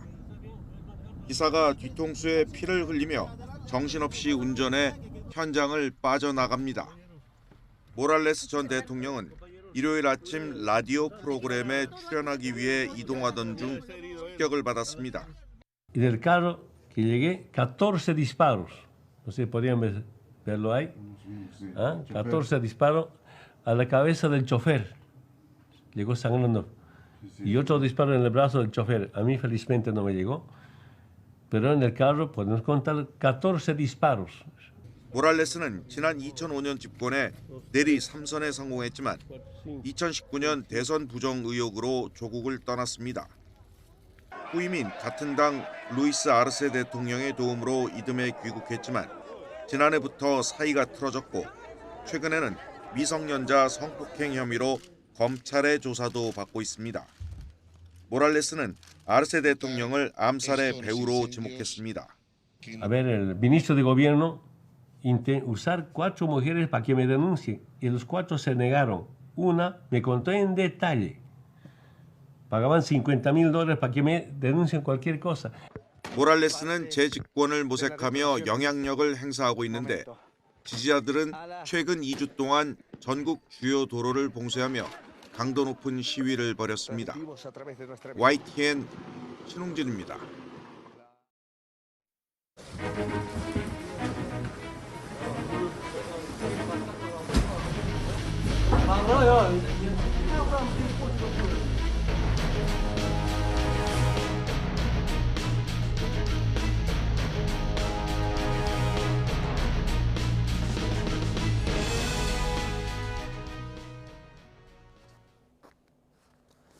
핫한 이슈를 전문가에게 묻습니다. 이슈콜입니다. 우크라이나가 일부 점령한 쿠르스크주로 이 러시아에 파병된 이 북한군이 모여들면서 전운이 고조되고 있습니다. 뉴욕타임스는 소식통을 인용해 오늘까지 최대 5,000명의 북한군이 이곳에 집결할 것으로 예상된다고 전하며 이 북한군의 전투가 임박했음을 시사했습니다. 이런 가운데 김정은 북한 국무위원장의 군부 측근으로 알려진 이 김영복 부총참모장이 이 러시아에 체류 중인 사실이 확인이 되면서 파병부대 총괄 지휘를 맡을 것으로 보입니다.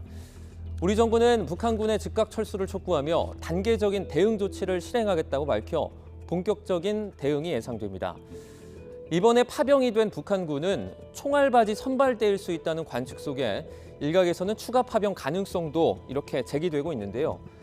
김정은의 러시아 파병, 승부수일까요? 자충수일까요? 박원권 이화여대 북한학과 교수 전화로 연결돼 있습니다.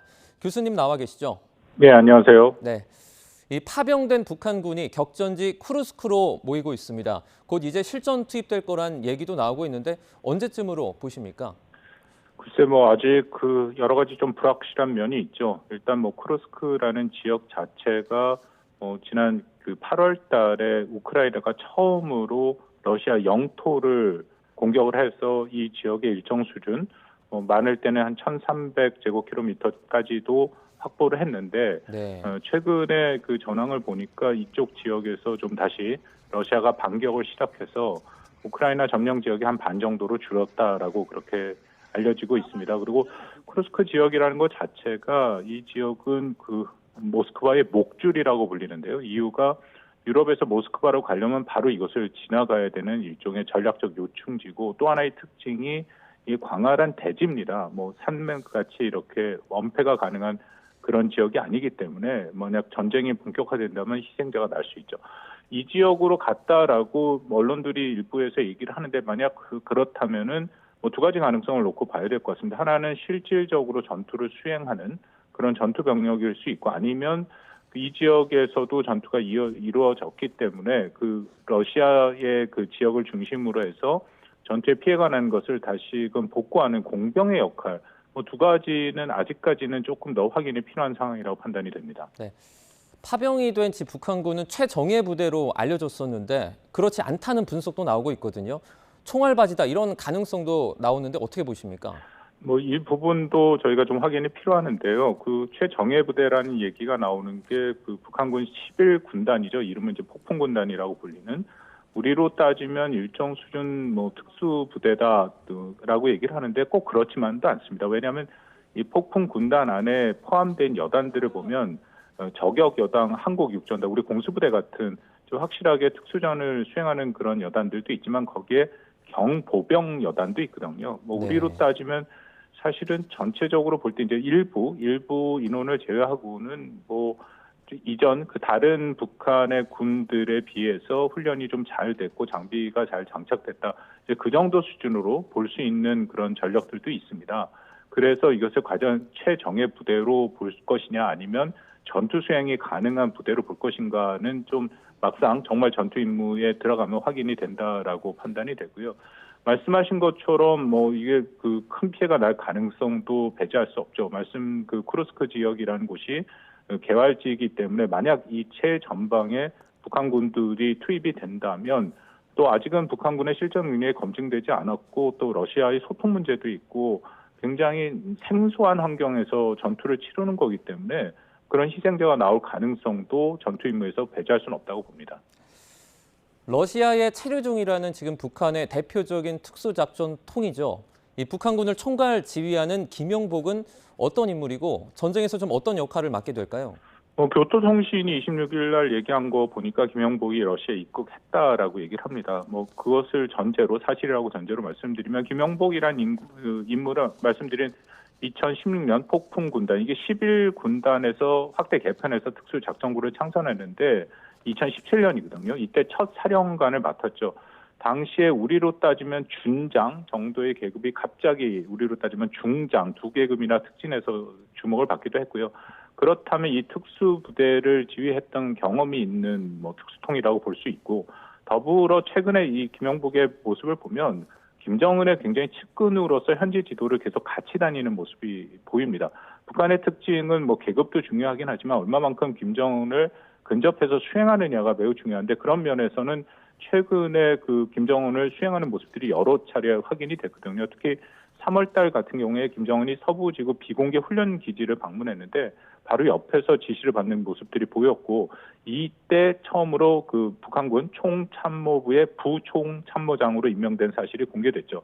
그래서 뭐 상당히 비중이 있는 인물이다라고 보고, 특히 김정은의 신뢰를 받고 있다라는 부분을 확인할 수 있다고 생각합니다. 이 최측근을 격전지로 보낸 이유가 또 있을 것 같은데 예상되는 특수 임무 같은 게 있습니까? 뭐 아직은 좀 추정의 영역인데요. 말씀드린 것처럼 실질적으로 전투 병력으로 갈 것인지 뭐 그 부분도 조금 우리가 더 지켜볼 필요는 있다라고 판단이 되는데, 네. 우리 국정원의 그 판단이 맞다면은 뭐 연말까지 해서 한 10,000명 이상이 파병이 된다라고 얘기를 하고 있지 않습니까? 네. 그 정도의 규모라는 것은 10,000명 이상을 유지해야 된다는 얘기가 되는 거거든요. 그래서 만약 전투가 시작이 되면 당연히 피해가 있을 것이고, 아까 말씀 나눈 쿠르스크 같은 경우에는 더 막대한 피해가 발생할 수 있어요. 그렇다면은 이 이후에 그런 피해를 메꾸기 위해서 북한군이 추가적으로 지속해서 파병이 돼야 되는 상황이 올 수 있습니다. 네. 이제 그런 면에서는 김영복 정도의 김정은의 측근이 이 전체에서 관리자 역할을 할 가능성이 높다라고 판단이 되고요. 또 네. 이것은 북한과 러시아가 굉장히 큰 틀에서 또 굉장히 협력의 그 정도를 높인 거기 때문에 이 정도 측근이 가서 전체를 총괄하는 것도 필요하다. 다만 김영복이 그곳에 가서 직접 뭐 전투를 지휘하거나 할 가능성은 저는 크지 않다라고는 생각합니다. 네. 이제 추가 파병 관련해서 조금 조율하는 역할을 할 수도 있을 것으로 예상한다, 이렇게 말씀을 해주셨고요. 이제 정부가 북한의 단계적인 대응 조치를 실행하겠다 밝혔습니다. 우크라이나에 무기를 지원한다든지 하는 부분이 좀 포함될 수도 있을 것 같은데, 이 남북 간의 대리전이 될 수 있다는 우려도 나오고 있죠. 근데 중요하게 우리가 여기서 판단해야 되는 게, 그 러시아에 파견된 이게 뭐 일정 수준 용병의 가능성도 있긴 합니다. 용병의 파병이라고 하는 것은 원칙적으로 북한군이 편제를 유지하고 또 북한군이라는 것을 스스로 밝히는 형태로 나가서 일정 그 지역을 맡아서 독립작전을 하는 게 파병인데요. 현재 그런 모습은 전혀 보이지 않죠. 뭐 알려진 바에 의하면 그 러시아군 편제에 들어가서 러시아군 군복을 받고 지휘를 받고 있다. 그렇다면은 일정 수준 용병일 가능성이 있다라고 판단이 되고요. 이런 상황에서 가장 중요한 것은 한국의 우리 안보에 얼마만큼 이것이 해악이 되느냐인데, 틀림없이 이런 용병 수준까지 간다고 보면은 여기에 대해서 러시아가 적지 않은 북한에 지원을 할 수 있다. 특히 우리 입장에서 가장 우려가 되는 것은 북한에 제공할 수 있는 무기 체계거든요. 예를 들어서 S-300 대공망, 미그 23 같은 무기 체계를 뭐 재래식 전력이 훨씬 열등한 북한한테 제공해 준다면, 물론 여전히 우리가 재래식 전력은 강합니다만 핵 전력과 더불어서 재래식 전력이 강화되는 북한이 된다면 우리에게는 이것은 실존적인 위협이 될 수 있다라는 것이죠. 더불어서 일부에서 얘기 나오는 것처럼 핵과 미사일에 관한 기술까지 러시아가 만약 제공해 준다면 이건 더 큰 위협이 될 수 있다. 그래서 우리 뭐 정부에서 계속 얘기하는 것은 우크라이나에 한국이 살상 무기를 제공하겠다라는 것이 아니라, 이런 러시아의 행동의 단계에 따라서 우리가 뭐 모든 선택지를 열어놓고 검토를 해야 된다, 대응을 해야 된다라는 의미거든요. 그 의미는 러시아로 하여금 북한에 이런 무기를 지원하지 말라라는 의미가 굉장히 강합니다. 근데 만약에 정말 이런 식으로 그 밀착이 된다면 우리도 우리의 안보에 직접적인 위협이 되기 때문에 여기에 대해서 모든 가능성을 열어놓고 대응할 필요가 있는 것이죠. 네, 북한의 러시아 파병 관련해서 박원곤 이화여대 북한학과 교수와 함께 알아봤습니다. 여기까지 듣겠습니다. 교수님 고맙습니다. 네, 감사합니다. 가을철 별미로 불리는 전어가 품귀 현상을 보이고 있습니다. 수산물 시장이나 마트에서도 전어를 구하기 어려워 가격도 2배 가까이 올랐습니다. 수온 상승이 주요 원인인데 변화하는 환경에 따른 대응책이 필요한 시점입니다. 오동건 기자가 취재했습니다. 펄펄 뛰는 전어로 가득 차 있어야 할 어항이 썰렁합니다. 3분의 2가 줄어가지고 너무 팔기가 힘들어요. 가격도 너무 비싸가지고 가격이 뭐 작년에 비해서는 거의 한 2배 이상 올라가지고. 올해 전어의 어획량이 크게 줄면서 경매시장에 풀리는 양이 확 줄었기 때문입니다. 올 1월부터 8월까지 어획량은 3,380톤으로 지난해 같은 기간에 비해 절반 수준으로 떨어졌습니다. 마트에서도 전어가 모습을 감췄습니다. 평소 이맘때면 이곳이 전어로 가득 차 있어야 하는데 지금은 이렇게 딱 한 팩 남아 있습니다. 가을철 별미로 전어를 찾던 소비자도 비싼 가격에 구매를 포기했습니다. 전어 가을에 많이 먹었는데 이제는 잘 안 보게 되더라고요. 비싸서 못 먹을 것 같고. 우리나라의 지난 9월 해수 평균 온도는 27도로 지난 10년 평균치보다 무려 3.5도가 높았습니다. 주로 15도에서 21도에 서식하는 전어의 어획량이 줄어든 것입니다. 더워진 바다 때문에 공급량이 줄어든 건 꽃게도 마찬가지. 수협에 따르면 지난달 꽃게 위판량은 2,707톤, 지난해 같은 기간보다 47.5%가 줄었습니다. 요즘에는 조금 어획량이 줄어가지고 좀 많이 가격이 올라갔어요. 반면 높은 수온에 잘 자라는 새우는 공급량이 늘었고 남해에선 열대성 어종이 발견되는 등 우리 바다 환경이 급변하고 있습니다. 폭염이나 이상 기후에 따라 우리 바다의 온도까지 달라지면서 어종이나 어획량에도 큰 변화를 보이고 있습니다. 이에 대응하는 대책이 시급해 보입니다. YTN 오동건입니다. 아파트 시스템 욕실 입찰에서 담합을 한 욕실 시공업체 9곳이 적발돼 시정 명령과 함께 과징금 67억 2,400만 원을 부과받게 됐습니다. 공정거래위원회는 지난 2015년부터 7년간 52개 건설사들이 발주한 114건의 시스템 욕실 설치 공사 입찰에서 담합을 한 대림바토스와 한샘, 재성바스웰 등 9개 업체들을 제재한다고 밝혔습니다. 국내 시스템 욕실 시장의 대부분을 이루는 이들 업체들은 미리 낙찰 예정자와 들러리 참여자, 입찰 가격 등을 합의해 투찰했습니다. 올해 처음으로 열린 미래혁신기술박람회 FIX 2024에 예상 인원을 훌쩍 뛰어넘는 13만여 명이 참여했습니다. 자동차와 ICT, 로봇 등 분야에서 개별적으로 이루어지던 박람회를 하나로 합쳐 기술 융합 시대에 맞는 산업 교류의 발판을 마련했습니다. 이윤재 기자입니다. 넓은 강당에 사람들이 가득 들어찼습니다. 단상에 오른 인물은 이상엽 현대차 부사장. 저희의 비전은 Progress for Humanity입니다. 기술을 통한 인류 사회의 진보입니다. 미래혁신기술박람회 픽스 2024에서 진행된 강연 모습입니다. 현대차를 비롯해 LG전자, 네이버, 엔비디아 등 13개 나라 기술 전문가 80명이 펼친 강연에 사람들이 몰렸습니다. 자동차가 춤추고 로봇이 축구하는 전시장은 발 디딜 틈이 없을 정도입니다. 나흘 사이 13만 3천 명이 다녀갔고 2조 7천억 원에 이르는 수출 상담도 이뤄졌습니다. 한 10만 명 정도를 최대치로 봤는데요. 실제로 집계 보니까 한 13만 명 정도 찾아주셨고요. 한 1,600건 정도 상담을 했고요.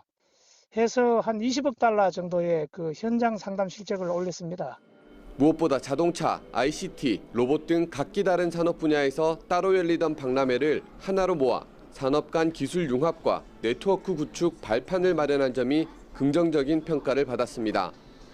대구시는 이런 성과를 토대로 미국 대표 가전 박람회 CES처럼 키워나갈 계획입니다. 첨단 미래 산업은 산업 간의 경계가 사라지고 혁신 기술을 중심으로 연계 융합하는 등 세계적인 신기술 공유 플랫폼으로 자리매김하기를 기대하겠습니다. 다만 기술력이 부족한 학교나 기업의 참여, 또 단순히 눈으로만 볼 수 있게 전시가 이뤄진 점은 개선할 부분으로 지적됩니다.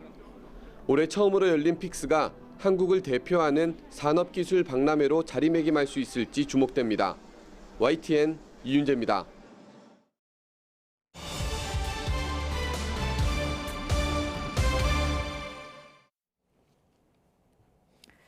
네, 최근 삼성전자가 반도체 실적 부진과 외국인 투자자의 매도 행렬에 52주 신저가를 기록하며 위기론이 계속되고 있습니다. 이런 가운데 이재용 회장이 취임 2주년을 맞았는데요. 관련 내용 정철진 경제평론가와 나눠보도록 하겠습니다. 어서 오세요. 네, 안녕하십니까. 네, 2주년을 굉장히 조용하게 지나가는 것 같아요. 네, 그렇습니다. 딱 이맘때가 삼성전자한테는 굉장히 좀 의미 있는 날들의 연속이다 이렇게 보면 될 것 같은데요. 25일이 이제 고 이건희 회장의 4주기입니다. 추도 4주기가 되고요. 28일이 되면 본인 이재용 회장의 취임 2주기가 되고 그리고 11월 1일이 삼성전자의 창립 55주년.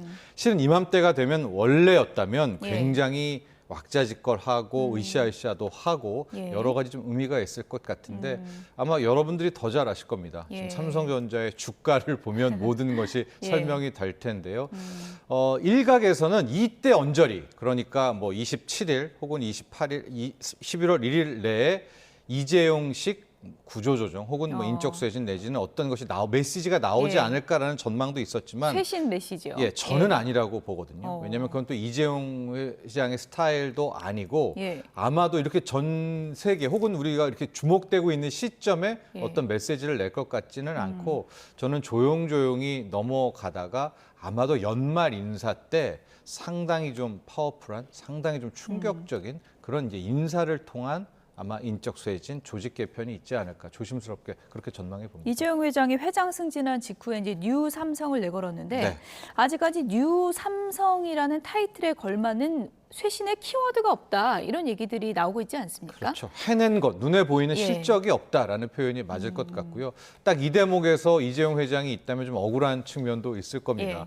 당장 28일에는 여러분들 뉴스를 보셨겠지만 구 삼성물산과 제일모직의 합병 관련한 예. 항소심이죠. 1심은 무죄가 나왔지만 예. 이제 그거 출석하느라고 그러니까 사법 리스크를 가지고 벌써 이거를 뭐 몇 년입니까? 한 5년 정도 이상을 끌어왔기 때문에 본인도 발목 잡혔다. 뭐 그런 좀 억울한 속내를 털어낼 수도 있겠지만 실제로 리더십 부재 기간도 있었고요. 있었고요. 예. 맞습니다. 그렇지만 그렇게 세간은 이렇게 이해를 해주거나 그렇게 받아들이지는 않죠.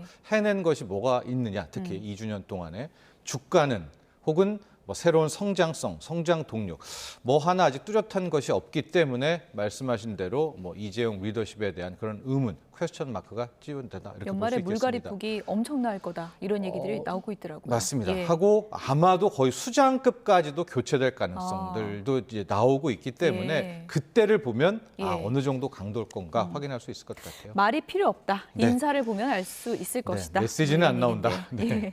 이재용 회장의 취임 2주년에 정의선 회장을 만났던데 네. 그냥 뭐 친목 때문에 만난 건 아닐 테고 그 행보에 그 담긴 의미가 어떤 거예요? 그렇죠. 지난 주말에 이제 용인 그 레이싱 하는 데에서 둘만 만난 것이 아니라 이 도요타 아키오, 이 도요타 그룹의 아키오 회장도 여기 있었고 예. 타이어, 한국 타이어하는 이제 조연범 한국의 컴퍼니 이제 회장 그러니까 4명이 이제 만난 거예요. 예. 그러면은 현대차, 도요타, 뭐 한국 타이어, 삼성전자 거의 미래차 한 대가 나올 만한 조합이 이루어졌죠. 예. 뭐 이들이 한 자리에서 어떤 이야기를 했는지는 알 수 없지만 대략적으로 이 미래 모빌리티만 놓고 본다면 실은 삼성도 자동차를 안 하겠다라고 포기를 했죠. 애플도 애플카를 안 하겠다라고 포기를 했잖아요. 예. 근데 삼성전자든 애플든 그 차를 포기한 게 아닙니다. 왜냐하면 예. 이제 미래는 카라고 비클, 그러니까 자동차라는 표현을 쓰지를 않습니다. 가령 뭐 현대 모터스라는 모터스라고 이제 안 하죠. 예. 모빌리티라는 말을 모빌리티. 쓰거든요. 예. 네, 그러니까 아마도 애플이라든가 삼성전자 모두 미래차에는 전장, 예. 전기장치, 이제는 반도체가 달린다 이렇게 보시면 되거든요. 예. 그러니까 이제 정의선 회장과 또 도요타 이 둘은 도요타와 현대차는 수소차로 또 맥락이 돼 있어요. 예. 지금 전기차 세상으로 가고 있지만 더 큰 사이즈들, 가령 대형 컨테이너 트럭 같은 것들은 수소차 아니면은 안 되거든요. 이제 그런 라인에 뭉쳐서 여기에 뭐 자동차에 전기 장치까지 하는 뭐 이런 조합을 생각해 볼 수가 있을 예. 텐데 또 이들의 만남은 크게 보면 반 테슬라 진영이기도 합니다. 그렇군요. 예, 그런 예. 식인데 뭐 아직까지 뚜렷한 뭐 어떤 것들이 나오는 건 아니지만은요. 원래는 재계 라이벌이었는데 이렇게 2주년에 만난 그 그림은 협력 관계다 이렇게도 볼 수 있는 거예요. 네, 둘 사이도 개인적으로 워낙 친하고요. 하고 우리가 봤지만 이제 현대차도 삼성전자가 없으면 전기 장치가 없으면 안 되는 거고요. 예. 삼성전자 입장에서도 이제 새로운 어떤 모터스 가게는 기존의 현대차가 필요한 것이고 이들 사이에 2차 전지가 있잖아요. 예. 여기에 이제 삼성, SDI라는 걸 또 끼고 있기도 하고 예. 물론 LG 에너지 솔루션 등등이 있기 때문에 그러니까 앞으로의 우리가 생각하는 미래 모빌리티는 과거의 내연 엔진 차와는 좀 다른 세상이 될 것 같습니다. 좀 시너지를 낼 수 있는 많이 미래를 필요하죠. 지금 그리고 네. 있다. 이런 그림으로 좀 이해를 하면 될 것 같고요. 일단 뭐 삼성전자 주가가 다 말해주고 있다라고 얘기를 해주셨는데 오늘은 좀 올랐던데요. 네, 근데 예. 지금 삼성전자의 주가 관련한 가장 큰 핵심은 외국인들의 순매도 행진이죠. 무려 33거래일 연속 순매도입니다. 예. 연속입니다. 그 전에도 팔았지만 이건 처음 나오는 기록이고요. 33거래일 동안에 외국인들의 판 규모가 거의 13조 원이고요. 이 13조 원을 누가 다 받아냈느냐?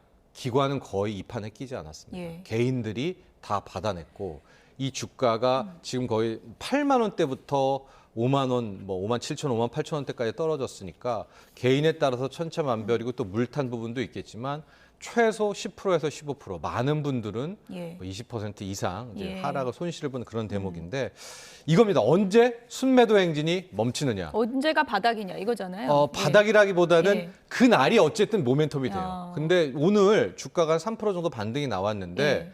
지금 사고 있는 세력은 외국인이 아니에요. 아, 돌아온 게 아닙니까? 예, 외국인이 아닙니다. 예. 물론 이제 장 끝나고 최종 투자자별 집계가 나왔을 때 확인을 해야 예. 되지만 지금 시세를 주고 있는 건 개인과 기관이 끌어올리고 있는 거거든요. 창구로 봤을 땐. 예. 그래서 만에 하나 외국인들이 오늘도 팔아서 34거래일 연속 순매도라고 한다면 예. 오늘의 주가 반등은 좀 어떤 의미를 부여하기는 힘들다라고 보여집니다. 바닥 쳤다고 생각하는 분들 있으실 것 같은데 그건 아니군요. 네, 늘 말씀드리지만은 예. 두 가지죠. 수급에서는 외국인들이 순매수로 예. 돌아와서 못해도 일주일, 5거래일 연속에서 엑스루는 지금 13조 팔았잖아요. 3조 이상은 사줘야 여기 언저리가 바닥이겠구나라는 걸 생각해 볼 수 예. 있겠고요. 두 번째 재료도 측면에서 바닥은 HBM 3, 뭐 8단이든 12단이든 엔비디아와의 계약서 도장 찍은 거 그게 바닥입니다. 그거 예. 없이는 글쎄요 아직까지 주가 바닥을 논하기에는 뭐 PBR 한 배 이야기도 나오지만 예. 수급과 재료 이것이 훨씬 앞선다고 보고 있습니다. 삼성이 지금 좀 뒤숭숭하다 이걸 보여주는 단초 가운데 또 하나가 폴더블 폰 갤럭시 Z 폴드 스페셜 에디션이 공언했던 그 시간보다 7시간이나 밀려서 발표됐다고 그래요? 네, 그게 그렇습니다. 좀 이례적인 거 아닙니까? 이례적이죠. 예. 삼성 입장에서는 특히 예. 삼성전자한테 이런 일이 나올 수가 있을까? 예. 저 Z 폴드 SE라는 것이 이제 특별 스페셜 에디션입니다. 폴더폰 쓰신 분들은 알겠지만 특히 이제 가로로 이렇게 열리는 두꺼워요. 근데 되게 얇은 버전으로 나오는 거기 때문에 예. 써본 분들은 저기에 대한 인기가 굉장히 많았었거든요. 그래서 사전 예약도 본물처럼 나왔었는데 예. 막상 출시가 되고 가봤더니 매장이 그게 안 들어오는. 그래서 한 6시간, 7시간이 지연돼서 들어왔고 물량도 현재 턱없이 부족한 그런 상황이기 때문에 각종 추측들이 나오고 있는데 회사 측은 이런 거를 설명을 안 해주죠. 예. 부선에 뭐 이견이 있었다 네, 이런 이견이 얘기만 있었다. 들리고 근데 있는데요. 예. 지금 가장 나쁘게 보는 쪽은 예. 불량이 발견된 건 아니냐. 뭐 이 정도까지 나오는데 여기에 대해서 단호하게 불량 문제는 아니고 네. 회사의 어떤 조율 관계, 부서 간의 예. 조율 차이로 이렇게 출시가 늦어졌다. 곧 이거 맞추겠다라고 이야기를 했는데 예. 이게 또 하나의 현재 삼성전자의 단면적인 모습이죠. 아, 이게 과거의 삼성전자가 아니구나라는 것들을 알고 있는 또 그런 하나의 사건이었습니다. 예. 아무래도 이제 반도체 전략이 실패했다 이런 얘기들이 가장 많이 나오고 있는 것 같은데 이건희 회장이 마누라 자식 빼고 다 바꿔라 신경영 선언한 게 지금 31주년이 된 건데 개인적으로 보시기에는 이재용 회장 리더십에서 지금 어떤 부분이 제일 필요하다고 보세요?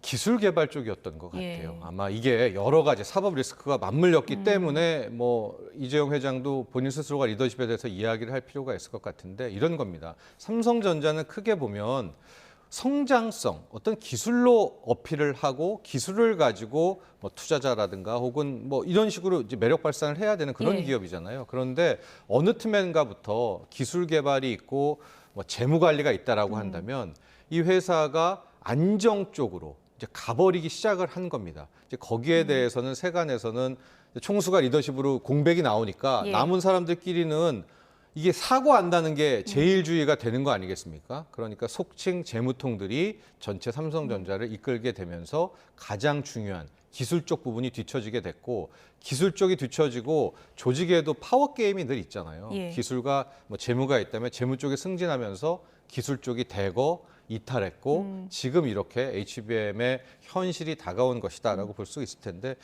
약간 그겁니다. 화두가 기술 개발이냐 원가 절감이냐.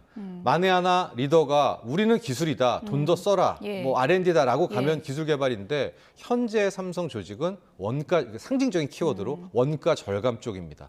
재무적으로, 재무 제표 쪽으로. 그럼 당연히 기술 쪽에서는 약하게 될 수 있는 여러 가지 요인 중에서 지금의 현실을 꼽는 것은 역시 이 문제가 가장 많이 언급되고 있는 것 같아요. 이재용 회장이 뭐 공개적인 발언은 삼가고 있습니다만 네. 경영쇄신 메시지를 조만간 또 내놓을 가능성도 있으니까 좀 기다려 보도록 하겠고요. 네. 금융권의 관심 중에 하나가 금리잖아요. 네. 금리 또 내려갈지 이 부분이 관심인데 이창혁 총재가 좀 의미심장한 얘기를 했습니다. 그래픽으로 보여주시죠. 환자 만들고 약 주면 이게 명이냐 뭐 이런 얘기를 했다 그래요. 환자를 일부러 많이 아프게 해놓고 약을 쓴 다음 명이라고 하는 것과 같다. 금리를 올리면 가게도 힘들어져서 어떻게 해서든 큰 충격 없이 물가를 잡으려고 한 것이다라고 했습니다. 일각에서 나오는 금리 조정 실기론 이 부분에 대해서 크게 반박을 한 것 같은데 어떤 설명입니까? 네, 이창용 총재도 아마 뉴스 댓글 같은 걸 좀 보시나 봅니다. 왜냐하면 이창용 총재를 향한 두 가지의 비난이 있어요. 첫 번째 비난은 왜 빨리 금리 인하 안 했느냐.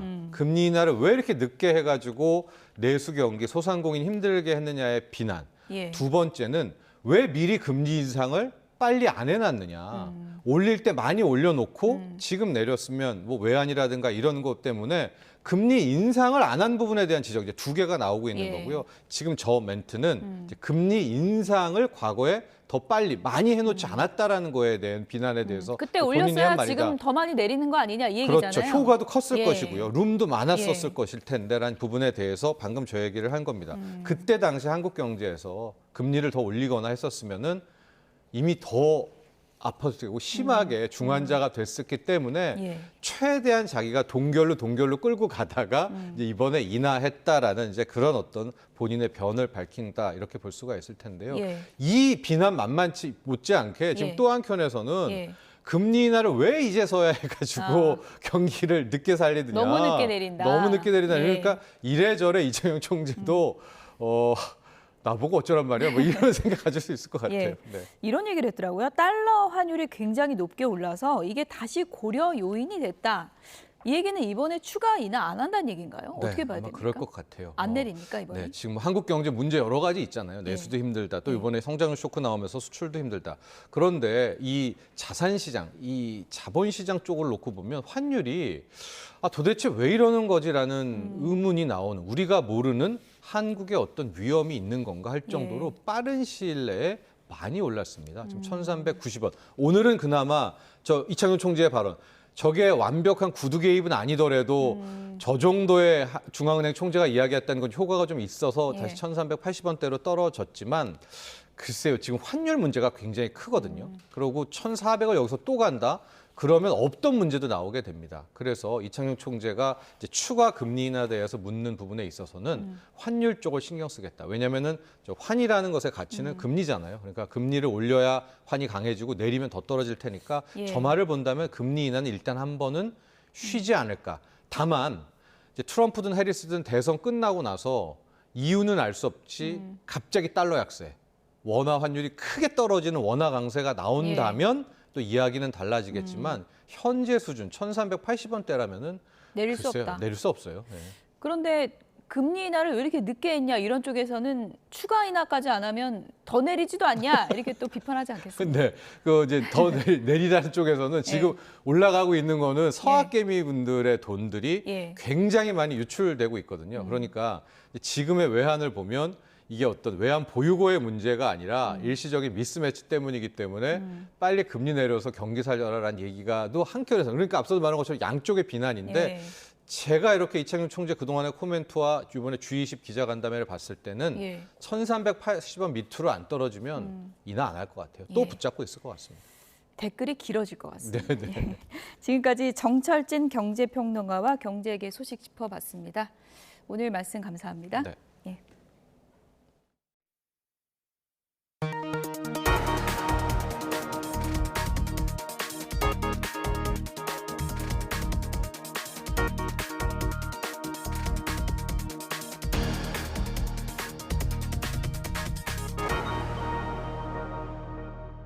오늘 내륙은 선선한 가을 날씨를 보이고 있지만 동해안을 중심으로는 비가 내리고 있습니다.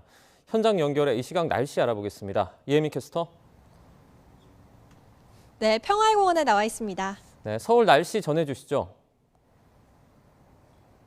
네, 현재 서울 하늘에는 구름만 조금 지나는 가운데 구름 사이로 볕이 내리쬐고 있습니다. 바람이 불 때면 선선하게 느껴지는데요. 제 뒤로 보시는 것처럼 단풍도 물들어가는 모습을 보니 가을이 깊어감을 실감할 수가 있습니다. 이렇게 가을이 깊어가면서 나들이 즐기기엔 참 좋지만 불청객 미세먼지가 말썽을 부리는 계절입니다. 어제부터 일부 중서부 지역의 공기가 무척 탁했는데요. 지금은 대부분 보통 수준을 회복했지만 여전히 인천과 충남 등 일부 지역은 공기가 탁합니다. 나가실 때 이 지역에 계신 분들은 호흡기 건강에 유의하셔야겠습니다. 지금 구름만 지나는 내륙 지역과 달리 동해안을 중심으로는 약하게 비가 내리고 있습니다. 늦은 오후부터는 충북과 전남에도 약한 비가 내리거나 빗방울이 떨어지겠습니다. 예상되는 비의 양은 영동에 최고 30mm, 영남과 전남 해안에 5에서 10mm로 많진 않겠지만 순간적으로 초속 15m 안팎의 강한 바람이 동반돼 주의하셔야겠습니다. 비는 오늘 밤 또는 내일 아침 대부분 그치겠고요. 제주도는 내일 새벽부터 오후 사이 최고 40mm의 비가 내리겠습니다. 오늘 낮 동안에는 전국이 20도 안팎까지 오르면서 선선하겠습니다. 한낮에 서울과 광주, 부산 모두 21도까지 오르겠습니다. 내일도 전국이 대체로 흐리겠지만 모레는 다시 맑은 하늘을 되찾겠고요. 이번 주 내륙은 뚜렷한 비 소식 없고 맑고 일교차가 클 것으로 전망됩니다. 동해안과 남해안, 제주 해안에서는 너울성 파도가 높게 일겠습니다. 높은 물결이 갯바위나 방파제를 넘을 수 있으니까요. 해안가 접근하실 때 주의하셔야겠습니다. 지금까지 평화의 공원에서 YTN 이혜민입니다. 뉴스나우 오늘 순서는 여기서 마치겠습니다. 내일도 생생한 뉴스로 찾아뵙겠습니다. 여러분 고맙습니다.